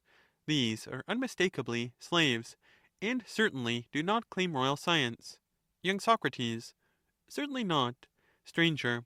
Again, free men, who of their own accord become the servants of the other classes in a state, and who exchange and equalize the products of husbandry and the other arts, some sitting in the marketplace, others going from city to city by land or sea, and giving money in exchange for money or for other productions, the money changer, the merchant, the ship owner, the retailer, will not put in any claim to statecraft or politics? Young Socrates. No, unless indeed to the politics of commerce. Stranger. But surely men whom we see acting as hirelings and serfs, and too happy to turn their hand to anything, will not profess to share in royal science? Young Socrates. Certainly not. Stranger. But what would you say of some other serviceable officials? Young Socrates. Who are they, and what services do they perform? Stranger. There are heralds and scribes perfected by practice, and divers others, who have great skill in various sorts of business connected with the government of states. What shall we call them? Young Socrates. They are the officials and servants of the rulers, as you just now called them, but not themselves rulers. Stranger. There may be something strange in any servant pretending to be a ruler, and yet I do not think that I could have been dreaming when I imagined that the principal claimants to political science would be found somewhere in this neighborhood. Young Socrates. Very true. Stranger. Well, let us draw nearer and try the claims of some who have not yet been tested. In the first place, there are diviners who have a portion of servile or ministerial science, and are thought to be the interpreters of the gods to men. Young Socrates. True. Stranger. There is also the priestly class, who, as the law declares, know how to give the gods gifts from men in the form of sacrifices which are acceptable to them, and to ask on our behalf blessings in return from them. Now, both these are branches of the servile or ministerial art? Young Socrates. Yes, clearly. Stranger. And here I think that we seem to be getting on the right track, for the priest and the diviner are swollen with pride and prerogative, and they create an awful impression of themselves by the magnitude of their enterprises. In Egypt, the king himself is not allowed to reign unless he have priestly powers, and if he should be of another class, and has thrust himself in, he must get enrolled in the priesthood. In many parts of Hellas, the duty of offering the most solemn propitiatory sacrifices is assigned to the highest magistracies, and here at Athens the most solemn and national of the ancient sacrifices are supposed to be celebrated by him who has been chosen by lot to be the king Archon. Young Socrates. Precisely. Stranger. But who are these other kings and priests elected by lot who now come into view, followed by their retainers and a vast throng, as the former class disappears and the scene changes? Young Socrates. Whom can you mean?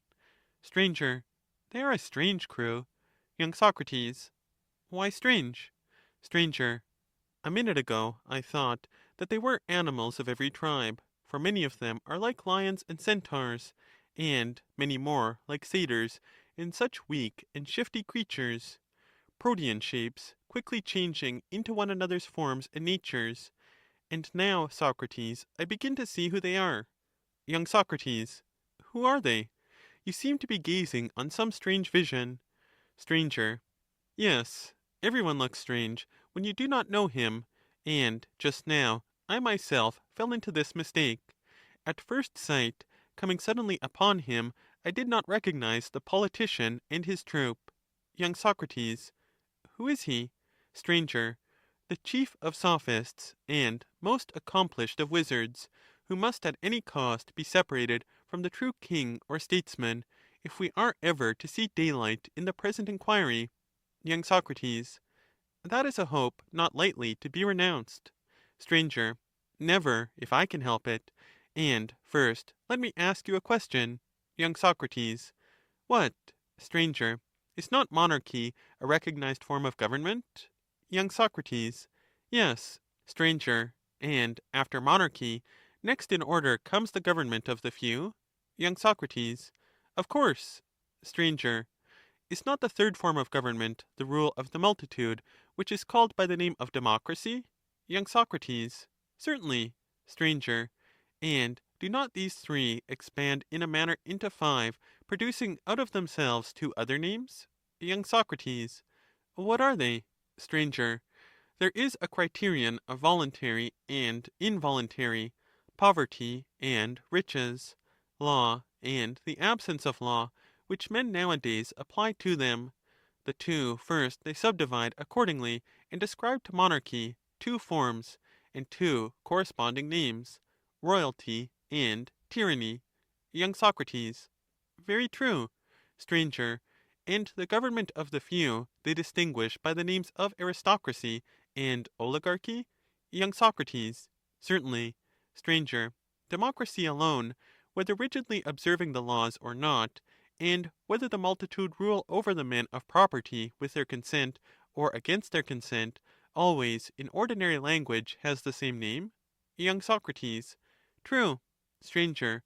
But do you suppose that any form of government which is defined by these characteristics of the one, the few or the many, of poverty or wealth, of voluntary or compulsory submission, of written law or the absence of law, can be a right one?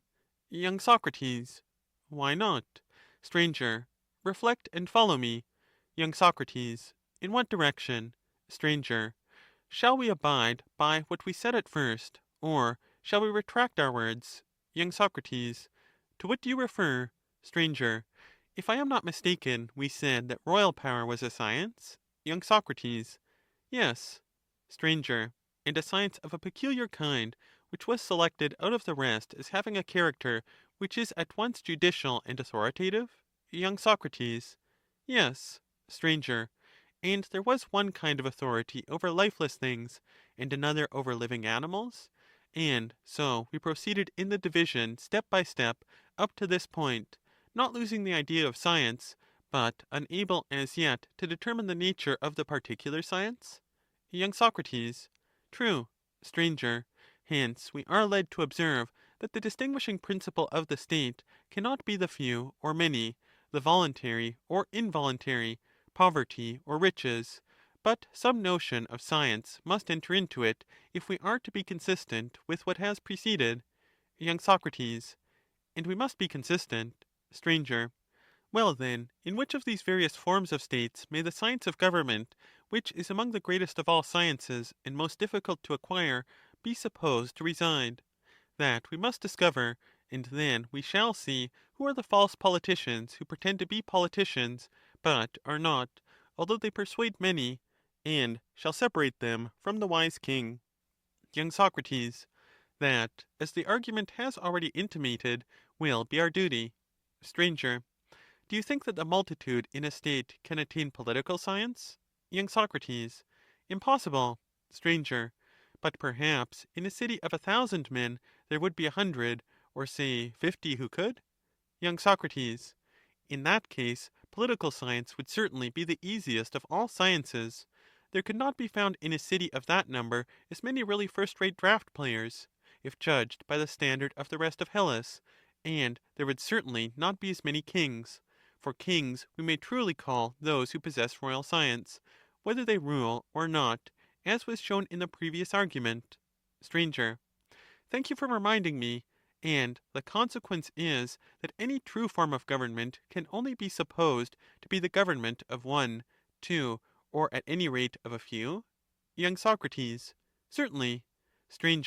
And these, whether they rule with the will or against the will of their subjects, with written laws or without written laws, and whether they are poor or rich, and whatever be the nature of their rule, must be supposed, according to our present view, to rule on some scientific principle, just as the physician, whether he cures us against our will or with our will, and whatever be his mode of treatment, incision, burning, or the infliction of some other pain, whether he practices out of a book or not out of a book, and whether he be rich or poor, whether he purges or reduces in some other way, or even fattens his patients, is a physician all the same, so long as he exercises authority over them according to rules of art, if he only does them good, and heals and saves them. And this we lay down to be the only proper test of the art of medicine, or of any other art of command. y. Soc. Quite true. Str. Then that can be the only true form of government in which the governors are really found to possess science and are not mere pretenders, whether they rule according to law or without law, over willing or unwilling subjects, and are rich or poor themselves. None of these things can with any propriety be included in the notion of the ruler. y. Soc. True. Str. And whether with a view to the public good they purge the state by killing some, or exiling some, whether they reduce the size of the body corporate by sending out from the hive swarms of citizens, or by introducing persons from without increase it, while they act according to the rules of wisdom and justice, and use their power with a view to the general security and improvement, the city over which they rule, and which has these characteristics, may be described as the only true state. All other governments are not genuine or real, but only imitations of this, and some of them are better, and some of them are worse. The better are said to be well governed, but they are mere imitations like the others. y. Soc. I agree, stranger, in the greater part of what you say, but as to their ruling without laws, the expression has a harsh sound. Str. You have been too quick for me, Socrates. I was just going to ask you whether you objected to any of my statements, and now I see that we shall have to consider this notion of there being good government without laws. y. Soc. Certainly. Str. There can be no doubt that legislation is in a manner the business of a king, and yet the best thing of all is not that the law should rule, but that a man should rule, supposing him to have wisdom and royal power. Do you see why this is? y. Soc. Why? Str. Because the law does not perfectly comprehend what is noblest and most just for all, and therefore cannot enforce what is best. The differences of men and actions, and the endless irregular movements of human things, do not admit of any universal and simple rule, and no art whatsoever can lay down a rule which will last for all time. y. Soc. Of course not. Str. But the law is always striving to make one. like an obstinate and ignorant tyrant who will not allow anything to be done contrary to his appointment, or any question to be asked, not even in sudden changes of circumstances, when something happens to be better than what he commanded for some one. Young Socrates. Certainly, the law treats us all precisely in the manner which you describe. Stranger. A perfectly simple principle can never be applied to a state of things which is the reverse of simple. Young Socrates. True. Stranger. Then, if the law is not the perfection of right, why are we compelled to make laws at all? The reason of this has next to be investigated. Young Socrates. Certainly. Stranger.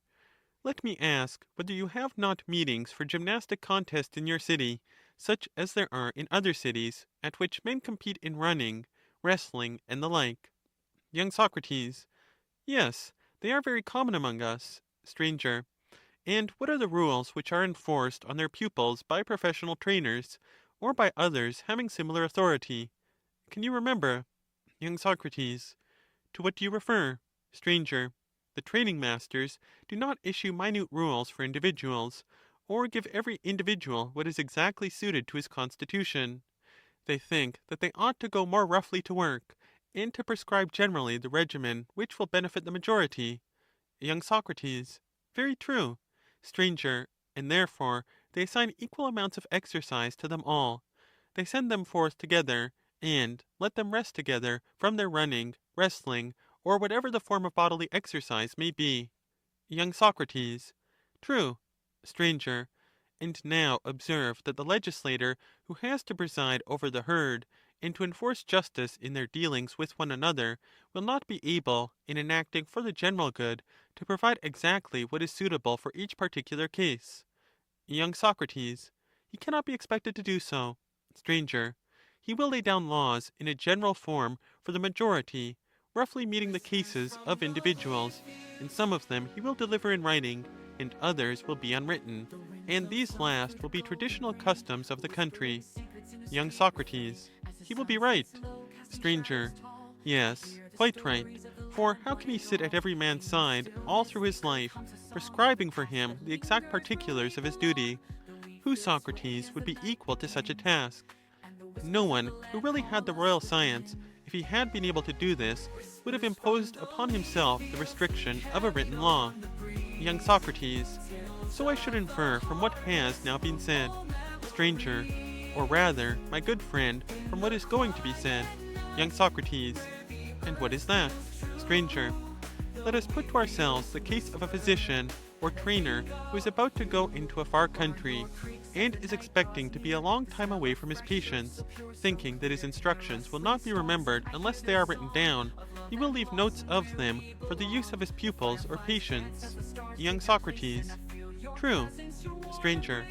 But what would you say if he came back sooner than he had intended, and, owing to an unexpected change of the winds, or other celestial influences, something else happened to be better for them? Would he not venture to suggest this new remedy, although not contemplated in his former prescription? Would he persist in observing the original law, neither himself giving any new commandments, nor the patient daring to do otherwise than was prescribed, under the idea that this course only was healthy and medicinal, all others noxious and heterodox? Viewed in the light of science and true art, would not all such enactments be utterly ridiculous? Young Socrates. Utterly. Stranger.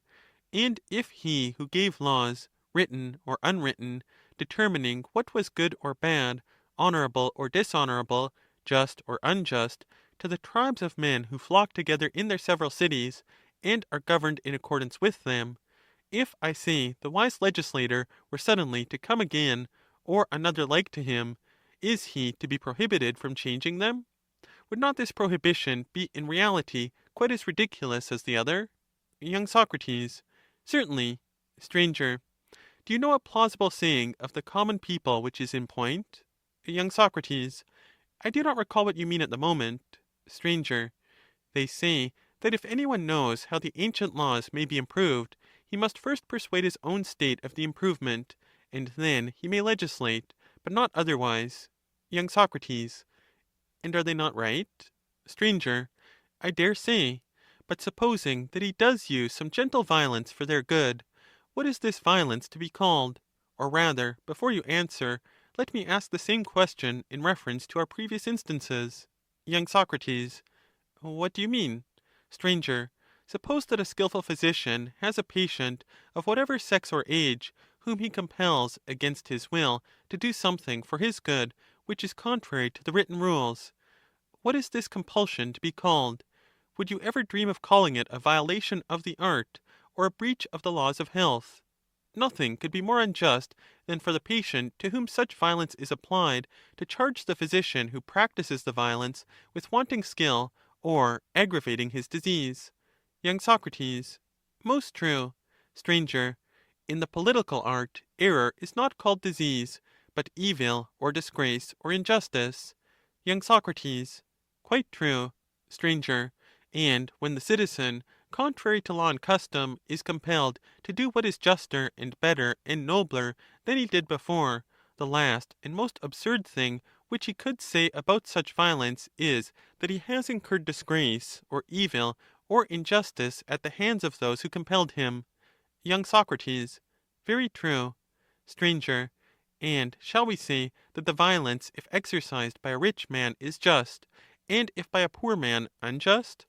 May not any man, rich or poor, with or without laws, with the will of the citizens or against the will of the citizens, do what is for their interest?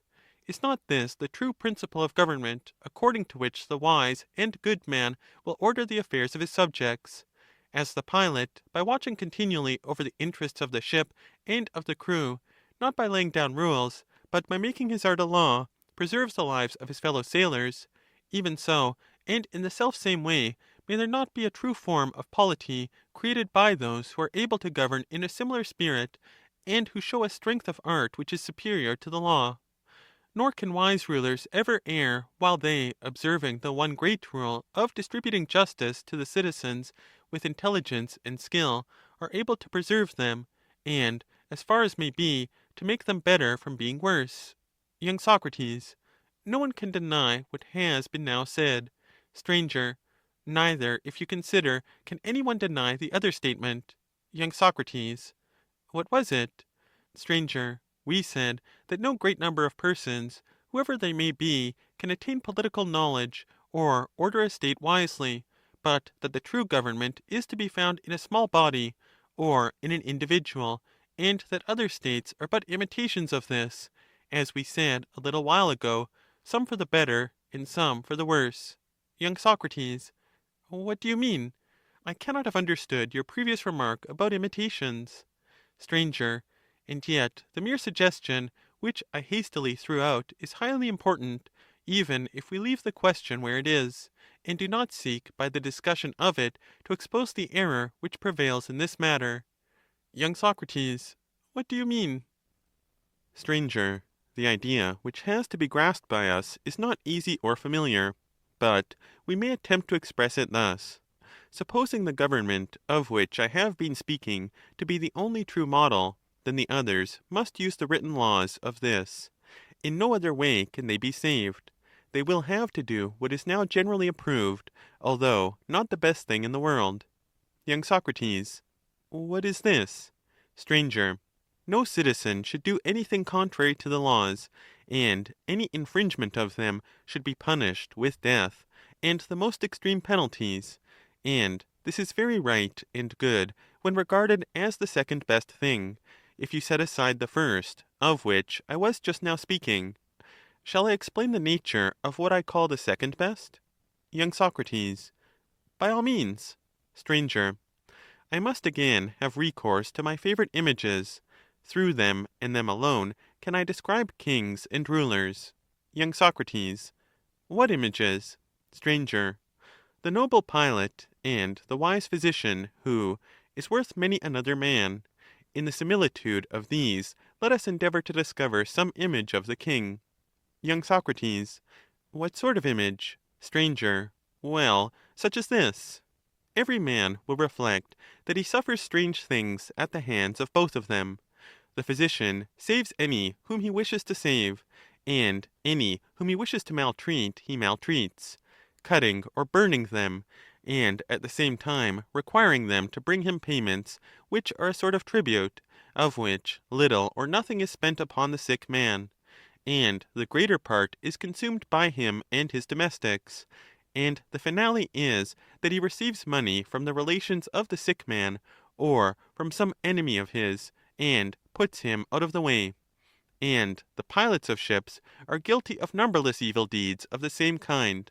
They intentionally play false and leave you ashore when the hour of sailing arrives, or they cause mishaps at sea and cast away their freight, and are guilty of other rogueries. Now suppose that we, bearing all this in mind, were to determine after consideration that neither of these arts shall any longer be allowed to exercise absolute control either over freemen or over slaves, but that we will summon an assembly either of all the people or of the rich only, and that anybody who likes, whatever may be his calling, or even if he have no calling, may offer an opinion either about seamanship or about diseases, whether as to the manner in which physic or surgical instruments are to be applied to the patient, or again about the vessels and the nautical implements which are required in navigation, and how to meet the dangers of winds and waves which are incidental to the voyage, how to behave when encountering pirates, and what is to be done with the old-fashioned galleys, if they have to fight with others of a similar build, and that whatever shall be decreed by the multitude on these points, upon the advice of persons skilled or unskilled, shall be written down on triangular tablets and columns, or enacted, although unwritten, to be national customs, and that in all future time vessels shall be navigated, and remedies administered to the patient after this fashion. Young Socrates, what a strange notion! Stranger, suppose further that the pilots and physicians are appointed annually, either out of the rich or out of the whole people, and that they are elected by lot, and that after their election they navigate vessels and heal the sick according to the written rules. Young Socrates, worse and worse. Stranger, but hear what follows.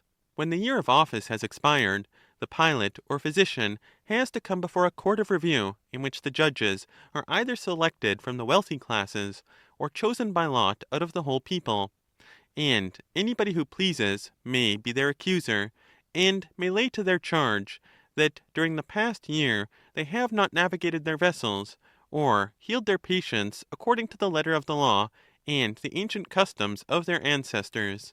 And if either of them is condemned, some of the judges must fix what he is to suffer or pay.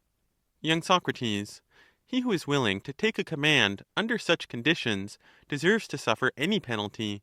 Stranger, yet once more we shall have to enact that if any one is detected enquiring into piloting and navigation, or into health and the true nature of medicine, or about the winds or other conditions of the atmosphere, contrary to the written rules, and has any ingenious notions about such matters, he is not to be called a pilot or physician, but a cloudy prating sophist.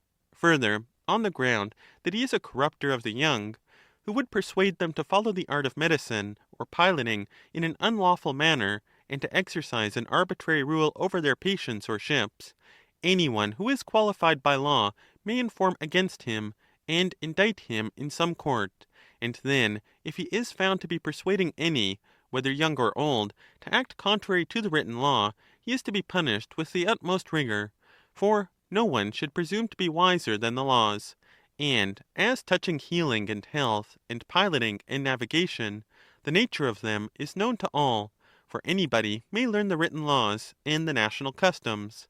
If such were the mode of procedure, Socrates, about these sciences, and about generalship, and any branch of hunting, or about painting, or imitation in general, or carpentry, or any sort of handicraft, or husbandry, or planting, or if we were to see an art of rearing horses, or tending herds, or divination, or any ministerial service, or draught playing, or any science conversant with number, whether simple or square or cube, or comprising motion, I say, if all these things were done in this way according to written regulations, and not according to art, what would be the result? Young Socrates, all the arts would utterly perish, and could never be recovered, because enquiry would be unlawful, and human life, which is bad enough already, would then become utterly unendurable. Stranger. But what if, while compelling all these operations to be regulated by written law, we were to appoint as the guardian of the laws some one elected by a show of hands, or by lot, and he, caring nothing about the laws, were to act contrary to them from motives of interest or favor, and without knowledge? Would not this be a still worse evil than the former? Y. Soc. Very true. Stranger. To go against the laws which are based upon long experience, and the wisdom of counselors who have graciously recommended them, and persuaded the multitude to pass them, would be a far greater and more ruinous error than any adherence to written law? Y. Soc. Certainly. Stranger. Therefore, as there is a danger of this, the next best thing in legislating is not to allow either the individual or the multitude to break the law in any respect whatever. Y. Soc. True. Stranger. The laws would be copies of the true particulars of action, as far as they admit of being written down from the lips of those who have knowledge? Y. Soc. Certainly they would. Stranger. And, as we were saying, he who has knowledge and is a true statesman will do many things within his own sphere of action, by his art, without regard to the laws, when he is of opinion that something other than that which he has written down and enjoined to be observed during his absence would be better. Y. Soc. Yes, we said so. Stranger. And any individual or any number of men having fixed laws, in acting contrary to them with a view to something better, would only be acting, as far as they are able, like the true statesman? Y. Soc. Certainly. Stranger. If they had no knowledge of what they were doing, they would imitate the truth, and they would always imitate ill. But if they had knowledge, the imitation would be the perfect truth, and an imitation no longer. Y. Soc. Quite true. Stranger. And the principle that no great number of men are able to acquire a knowledge of any art has been already admitted by us? Y. Soc. Yes, it has. Stranger. Then the royal or political art, if there be such an art, will never be attained either by the wealthy or by the other mob? Y. Soc. Impossible. Stranger. Then the nearest approach which these lower forms of government can ever make to the true government of the one scientific ruler is to do nothing contrary to their own written laws and national customs. Y. Soc. Very good. Stranger. When the rich imitate the true form, such a government is called aristocracy, and when they are regardless of the laws, oligarchy. Y. Soc. True. Stranger. Or again, when an individual rules according to law in imitation of him who knows, we call him a king, and if he rules according to law, we give him the same name, whether he rules with opinion or with knowledge. Y. Soc. To be sure. Stranger. And when an individual truly possessing knowledge rules, his name will surely be the same. He will be called a king, and thus the 5 names of governments, as they are now reckoned, become one. Y. Soc. That is true. Stranger. And when an individual ruler governs neither by law nor by custom, but following in the steps of the true man of science, pretends that he can only act for the best by violating the laws, while in reality appetite and ignorance are the motives of the imitation, may not such an one be called a tyrant? Y. Soc. Certainly. Stranger. And this we believe to be the origin of the tyrant, and the king, of oligarchies and aristocracies, and democracies, because men are offended at the one monarch, and can never be made to believe that any one can be worthy of such authority, or is able and willing in the spirit of virtue and knowledge to act justly and holily to all. They fancy that he will be a despot, who will wrong and harm and slay whom he pleases of us. For if there could be such a despot as we describe, they would acknowledge that we ought to be too glad to have him, and that he alone would be the happy ruler of a true and perfect state. Y. Soc. To be sure. Stranger. But then, as the state is not like a beehive, and has no natural head, who is at once recognized to be the superior both in body and in mind, mankind are obliged to meet and make laws, and endeavor to approach as nearly as they can to the true form of government. Y. Soc. True. Sir. And when the foundation of politics is in the letter only and in custom, and knowledge is divorced from action, can we wonder, Socrates, at the miseries which there are and always will be in states? Any other art built on such a foundation and thus conducted would ruin all that it touched. Ought we not rather to wonder at the natural strength of the political bond?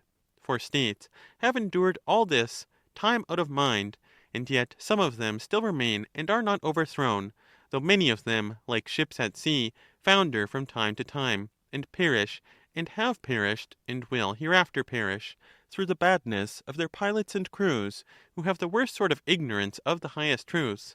I mean to say that they are wholly unacquainted with politics, of which, above all other sciences, they believe themselves to have acquired the most perfect knowledge. Y. Soc. Very true. Str. Then the question arises, which of these untrue forms of government is the least oppressive to their subjects, though they are all oppressive, and which is the worst of them? Here is a consideration which is beside our present purpose, and yet, having regard to the whole, it seems to influence all our actions. We must examine it. Y. Soc. Yes, we must. Str. You may say that of the three forms the same is at once the hardest and the easiest. Y. Soc. What do you mean? Str. I am speaking of the three forms of government which I mentioned at the beginning of this discussion: monarchy, the rule of the few, and the rule of the many. Y. Soc. True. Str. If we divide each of these, we shall have six, from which the true one may be distinguished as a seventh. Y. Soc. How would you make the division? Str. Monarchy divides into royalty and tyranny, the rule of the few into aristocracy, which has an auspicious name, and oligarchy; and democracy, or the rule of the many, which before was one, must now be divided. Y. Soc. On what principle of division? Str. On the same principle as before, although the name is now discovered to have a twofold meaning. For the distinction of ruling with law or without law applies to this as well as to the rest. Y. Soc. Yes. Str.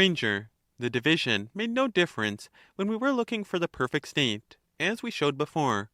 But now that this has been separated off, and, as we said, the others alone are left for us, the principle of law and the absence of law will bisect them all. Y. Soc. That would seem to follow from what has been said. Str. Then monarchy, when bound by good prescriptions or laws, is the best of all the six, and when lawless is the most bitter and oppressive to the subject. Y. Soc. True. Str. The government of the few, which is intermediate between that of the one and many, is also intermediate in good and evil. But the government of the many is in every respect weak, and unable to do either any great good or any great evil when compared with the others, because the offices are too minutely subdivided, and too many hold them. And this therefore is the worst of all lawful governments, and the best of all lawless ones. If they are all without the restraints of law, democracy is the form in which to live is best. If they are well ordered, then this is the last which you should choose, as royalty, the first form, is the best, with the exception of the seventh, for that excels them all, and is among states what God is among men. Y. Soc. You are quite right, and we should choose that above all. Str.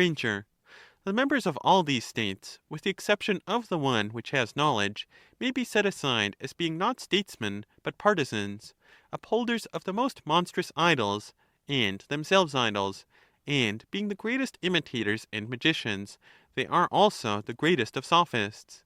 Y. Soc. The name of sophist, after many windings in the argument, appears to have been most justly fixed upon the politicians, as they are termed. Str. And so our satiric drama has been played out, and the troop of centaurs and satyrs, however unwilling to leave the stage, have at last been separated from the political science. Y. Soc. So I perceive. Str. There remain, however, natures still more troublesome, because they are more nearly akin to the king, and more difficult to discern. The examination of them may be compared to the process of refining gold. Young Socrates. What is your meaning? Stranger. The workmen begin by sifting away the earth and stones and the like. There remain in a confused mass the valuable elements akin to gold, which can only be separated by fire: copper, silver, and other precious metal. These are at last refined away by the use of tests until the gold is left quite pure. Young Socrates. Yes, that is the way in which these things are said to be done. Stranger. In like manner, all alien and uncongenial matter has been separated from political science, and what is precious and of a kindred nature has been left. There remain the nobler arts of the general and the judge, and the higher sort of oratory, which is an ally of the royal art, and persuades men to do justice, and assists in guiding the helm of states. How can we best clear away all these, leaving him whom we seek alone and unalloyed? Young Socrates. That is obviously what has in some way to be attempted. Stranger. If the attempt is all that is wanting, he shall certainly be brought to light, and I think that the illustration of music may assist in exhibiting him. Please to answer me a question. Young Socrates. What question? Stranger. There is such a thing as learning music or handicraft arts in general? Young Socrates. There is. Stranger. And is there any higher art or science having power to decide which of these arts are and are not to be learned? What do you say? Young Socrates. I should answer that there is. Stranger. And do we acknowledge this science to be different from the others? Young Socrates. Yes. Stranger. And ought the other sciences to be superior to this, or no single science to any other? Or ought this science to be the overseer and governor of all the others? Young Socrates. The latter. Stranger. You mean to say that the science which judges whether we ought to learn or not must be superior to the science which is learned, or which teaches? Young Socrates. Far superior. Stranger. And the science which determines whether we ought to persuade or not must be superior to the science which is able to persuade? Young Socrates. Of course. Stranger. Very good. And to what science do we assign the power of persuading a multitude by a pleasing tale, and not by teaching? Young Socrates. That power, I think, must clearly be assigned to rhetoric. Stranger. And to what science do we give the power of determining whether we are to employ persuasion or force towards any one, or to refrain altogether? Young Socrates. To that science which governs the arts of speech and persuasion. Stranger. Which, if I am not mistaken, will be politics? Young Socrates. Very good. Stranger. Rhetoric seems to be quickly distinguished from politics, being a different species, yet ministering to it? Young Socrates. Yes. Stranger. But what would you think of another sort of power or science? Young Socrates. What science? Stranger. The science which has to do with military operations against our enemies. Is that to be regarded as a science or not? Young Socrates. How can generalship and military tactics be regarded as other than a science? Stranger. And is the art which is able and knows how to advise when we are to go to war, or to make peace, the same as this or different? Young Socrates. If we are to be consistent, we must say different. Stranger. And we must also suppose that this rules the other, if we are not to give up our former notion? Young Socrates. True. Stranger. And considering how great and terrible the whole art of war is, can we imagine any which is superior to it but the truly royal? Young Socrates. No other. Stranger. The art of the general is only ministerial, and therefore not political? Young Socrates. Exactly. Stranger. Once more, let us consider the nature of the righteous judge. Young Socrates. Very good. Stranger. Does he do anything but decide the dealings of men with one another to be just or unjust in accordance with the standard which he receives from the king and legislator, showing his own peculiar virtue only in this, that he is not perverted by gifts, or fears, or pity, or by any sort of favor or enmity into deciding the suits of men with one another, contrary to the appointment of the legislator. Young Socrates. No, his office is such as you describe. Stranger. Then the inference is that the power of the judge is not royal, but only the power of a guardian of the law which ministers to the royal power? Young Socrates. True. Stranger. The review of all these sciences shows that none of them is political or royal, for the truly royal ought not itself to act, but to rule over those who are able to act. The king ought to know what is, and what is not a fitting opportunity for taking the initiative in matters of the greatest importance, whilst others should execute his orders. Young Socrates. True. Stranger. And therefore the arts which we have described, as they have no authority over themselves or one another, but are each of them concerned with some special action of their own, have, as they ought to have, special names corresponding to their several actions. Young Socrates. I agree. Stranger. And the science which is over them all, and has charge of the laws, and of all matters affecting the state, and truly weaves them all into one, if we would describe under a name characteristic of their common nature, most truly we may call politics. Young Socrates. Exactly so. Stranger. Then, now that we have discovered the various classes in a state, shall I analyze politics after the pattern which weaving supplied? Young Socrates. I greatly wish that you would. Stranger. Then I must describe the nature of the royal web, and show how the various threads are woven into one piece. Young Socrates. Clearly. Stranger. A task has to be accomplished, which, although difficult, appears to be necessary. Young Socrates. Certainly the attempt must be made. Stranger. To assume that one part of virtue differs in kind from another is a position easily assailable by contentious disputants, who appeal to popular opinion. Young Socrates. I do not understand. Stranger. Let me put the matter in another way. I suppose that you would consider courage to be a part of virtue? Young Socrates. Certainly I should. Stranger. And you would think temperance to be different from courage, and likewise to be a part of virtue? Young Socrates. True. Stranger. I shall venture to put forward a strange theory about them. Young Socrates. What is it? Stranger. That they are two principles which thoroughly hate one another, and are antagonistic throughout a great part of nature. Young Socrates. How singular! Stranger. Yes, very. For all the parts of virtue are commonly said to be friendly to one another. Young Socrates. Yes. Stranger. Then let us carefully investigate whether this is universally true, or whether there are not parts of virtue which are at war with their kindred in some respect. Young Socrates. Tell me how we shall consider that question. Stranger. We must extend our inquiry to all those things which we consider beautiful, and at the same time place in two opposite classes. Young Socrates. Explain, what are they? Stranger. Acuteness and quickness, whether in body or soul, or in the movement of sound, and the imitations of them, which painting and music supply, you must have praised yourself before now, or been present when others praised them. Young Socrates. Certainly. Stranger. And do you remember the terms in which they are praised? Young Socrates. I do not. Stranger. I wonder whether I can explain to you in words the thought which is passing in my mind. Young Socrates. Why not? Stranger. You fancy that this is all so easy. Well, let us consider these notions with reference to the opposite classes of action under which they fall. When we praise quickness and energy and acuteness, whether of mind or body or sound, we express our praise of the quality which we admire by one word, and that one word is manliness or courage. Young Socrates. How? Stranger.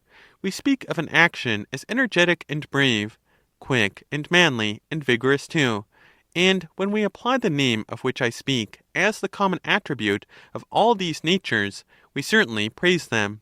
Young Socrates. True. Stranger. And do we not often praise the quiet strain of action also? Young Socrates. To be sure. Stranger. And do we not then say the opposite of what we said of the other? Young Socrates. How do you mean? Stranger. We exclaim, how calm, how temperate, in admiration of the slow and quiet working of the intellect, and of steadiness and gentleness in action, of smoothness and depth of voice, and of all rhythmical movement, and of music in general, when these have a proper solemnity. Of all such actions we predicate not courage, but a name indicative of order. Young Socrates. Very true. Stranger.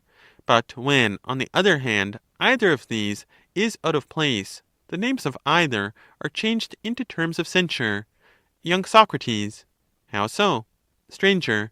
Too great sharpness, or quickness, or hardness, is termed violence or madness.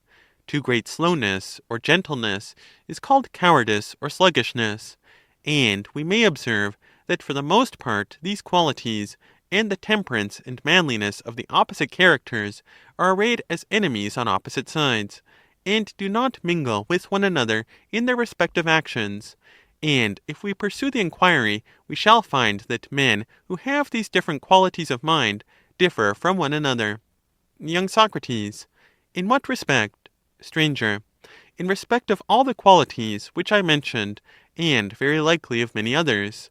According to their respective affinities to either class of actions, they distribute praise and blame: praise to the actions which are akin to their own, blame to those of the opposite party. And out of this many quarrels and occasions of quarrel arise among them. Young Socrates. True. Stranger. The difference between the two classes is often a trivial concern, but in a state, and when affecting really important matters, becomes of all disorders the most hateful. Young Socrates. To what do you refer? Stranger. To nothing short of the whole regulation of human life. For the orderly class are always ready to lead a peaceful life, quietly doing their own business. This is their manner of behaving with all men at home, and they are equally ready to find some way of keeping the peace with foreign states. And on account of this fondness of theirs for peace, which is often out of season where their influence prevails, they become by degrees unwarlike, and bring up their young men to be like themselves.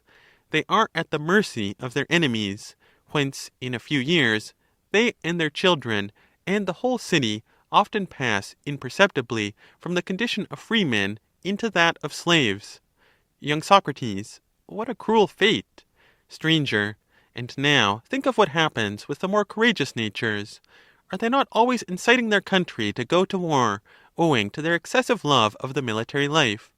They raise up enemies against themselves, many and mighty, and either utterly ruin their native land, or enslave and subject it to its foes. Young Socrates. That again is true. Stranger. Must we not admit, then, that where these two classes exist, they always feel the greatest antipathy and antagonism towards one another? Young Socrates. We cannot deny it. Stranger. And returning to the enquiry with which we began, have we not found that considerable portions of virtue are at variance with one another, and give rise to a similar opposition in the characters who are endowed with them? Young Socrates. True. Stranger. Let us consider a further point. Young Socrates. What is it? Stranger. I want to know whether any constructive art will make any, even the most trivial thing, out of bad and good materials indifferently, if this can be helped. Does not all art rather reject the bad as far as possible, and accept the good and fit materials, and from these elements, whether like or unlike, gathering them all into one, work out some nature or idea? Young Socrates. To be sure. Stranger.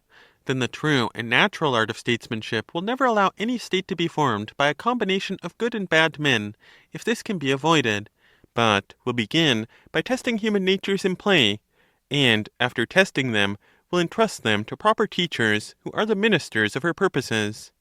She will herself give orders and maintain authority, just as the art of weaving continually gives orders and maintains authority over the carders, and all the others who prepare the material for the work, commanding the subsidiary arts to execute the works which she deems necessary for making the web. Young Socrates. Quite true. Stranger. In like manner, the royal science appears to me to be the mistress of all lawful educators and instructors, and having this queenly power, will not permit them to train men in what will produce characters unsuited to the political constitution which she desires to create, but only in what will produce such as are suitable. Those which have no share of manliness and temperance, or any other virtuous inclination, and from the necessity of an evil nature are violently carried away to godlessness and insolence and injustice, she gets rid of by death and exile, and punishes them with the greatest of disgraces. Y. Soc. That is commonly said. Str. But those who are wallowing in ignorance and baseness she bows under the yoke of slavery. Y. Soc. Quite right. Str. The rest of the citizens, out of whom, if they have education, something noble may be made, and who are capable of being united by the statesman, the kingly art blends and weaves together, taking on the one hand those whose natures tend rather to courage, which is the stronger element and may be regarded as the warp, and on the other hand those which incline to order and gentleness, and which are represented in the figure as spun thick and soft, after the manner of the woof. These, which are naturally opposed, she seeks to bind and weave together in the following manner. Y. Soc. In what manner? Str. First of all, she takes the eternal element of the soul, and binds it with a divine cord, to which it is akin, and then the animal nature, and binds that with human cords. Y. Soc. I do not understand what you mean. Str. The meaning is that the opinion about the honorable and the just and good, and their opposites, which is true and confirmed by reason, is a divine principle, and when implanted in the soul, is implanted, as I maintain, in a nature of heavenly birth. Y. Soc. Yes. What else should it be? Str. Only the statesman and the good legislator, having the inspiration of the royal muse, can implant this opinion, and he only in the rightly educated, whom we were just now describing. Y. Soc. Likely enough. Str. But him who cannot we will not designate by any of the names which are the subject of the present inquiry. Y. Soc. Very right. Str. The courageous soul, when attaining this truth, becomes civilized, and rendered more capable of partaking of justice, but when not partaking, is inclined to brutality. Is not that true? Y. Soc. Certainly. Str. And again, the peaceful and orderly nature, if sharing in these opinions, becomes temperate and wise, as far as this may be in a state, but if not, deservedly obtains the ignominious name of silliness. Y. Soc. Quite true. Str. Can we say that such a connection as this will lastingly unite the evil with one another, or with the good, or that any science would seriously think of using a bond of this kind to join such materials? Y. Soc. Impossible. Str. But in those who were originally of a noble nature, and who have been nurtured in noble ways, and in those only, may we not say that union is implanted by law, and that this is the medicine which art prescribes for them, and of all the bonds which unite the dissimilar and contrary parts of virtue, is not this, as I was saying, the divinest? Y. Soc. Very true. Str. Where this divine bond exists, there is no difficulty in imagining, or when you have imagined, in creating the other bonds, which are human only. Y. Soc. How is that? And what bonds do you mean? Str. Rights of intermarriage, and ties which are formed between states by giving and taking children in marriage, or between individuals by private betrothals and espousals. For most persons form marriage connections without due regard to what is best for the procreation of children. Y. Soc. In what way? Str. They seek after wealth and power, which in matrimony are objects not worthy even of a serious censure. Y. Soc. There is no need to consider them at all. Str. More reason is there to consider the practice of those who make family their chief aim, and to indicate their error. Y. Soc. Quite true. Str. They act on no true principle at all. They seek their ease, and receive with open arms those who are like themselves, and hate those who are unlike them, being too much influenced by feelings of dislike. Young Socrates. How so? Stranger. The quiet, orderly class seek for natures like their own, and as far as they can, they marry and give in marriage exclusively in this class. And the courageous do the same. They seek natures like their own, whereas they should both do precisely the opposite. Young Socrates. How and why is that? Stranger. Because courage, when untempered by the gentler nature during many generations, may at first bloom and strengthen, but at last bursts forth into downright madness. Young Socrates. Like enough. Stranger. And then again, the soul which is overfull of modesty, and has no element of courage in many successive generations, is apt to grow too indolent, and at last to become utterly paralyzed and useless. Young Socrates. That again is quite likely. Stranger. It was of these bonds I said that there would be no difficulty in creating them, if only both classes originally held the same opinion about the honorable and good. Indeed, in this single work the whole process of royal weaving is comprised, never to allow temperate natures to be separated from the brave, but to weave them together like the warp and the woof, by common sentiments and honors and reputation, and by the giving of pledges to one another, and out of them forming one smooth and even web, to entrust to them the offices of state. Young Socrates. How do you mean? Stranger. Where one officer only is needed, you must choose a ruler who has both these qualities. When many, you must mingle some of each, for the temperate ruler is very careful and just and safe, but is wanting in thoroughness and go. Young Socrates. Certainly, that is very true. Stranger. The character of the courageous, on the other hand, falls short of the former in justice and caution, but has the power of action in a remarkable degree. And where either of these two qualities is wanting, there cities cannot altogether prosper, either in their public or private life. Young Socrates. Certainly, they cannot. Stranger.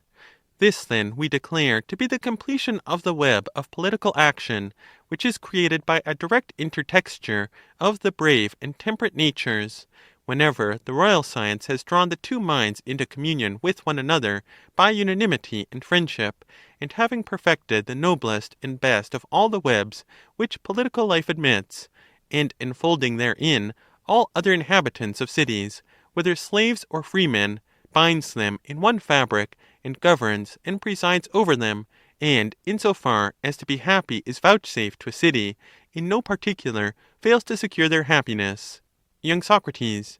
Your picture, stranger, of the king and statesman, no less than of the sophist, is quite perfect. End of Statesman by Plato. Translated by Benjamin Jowett. Read by Geoffrey Edwards.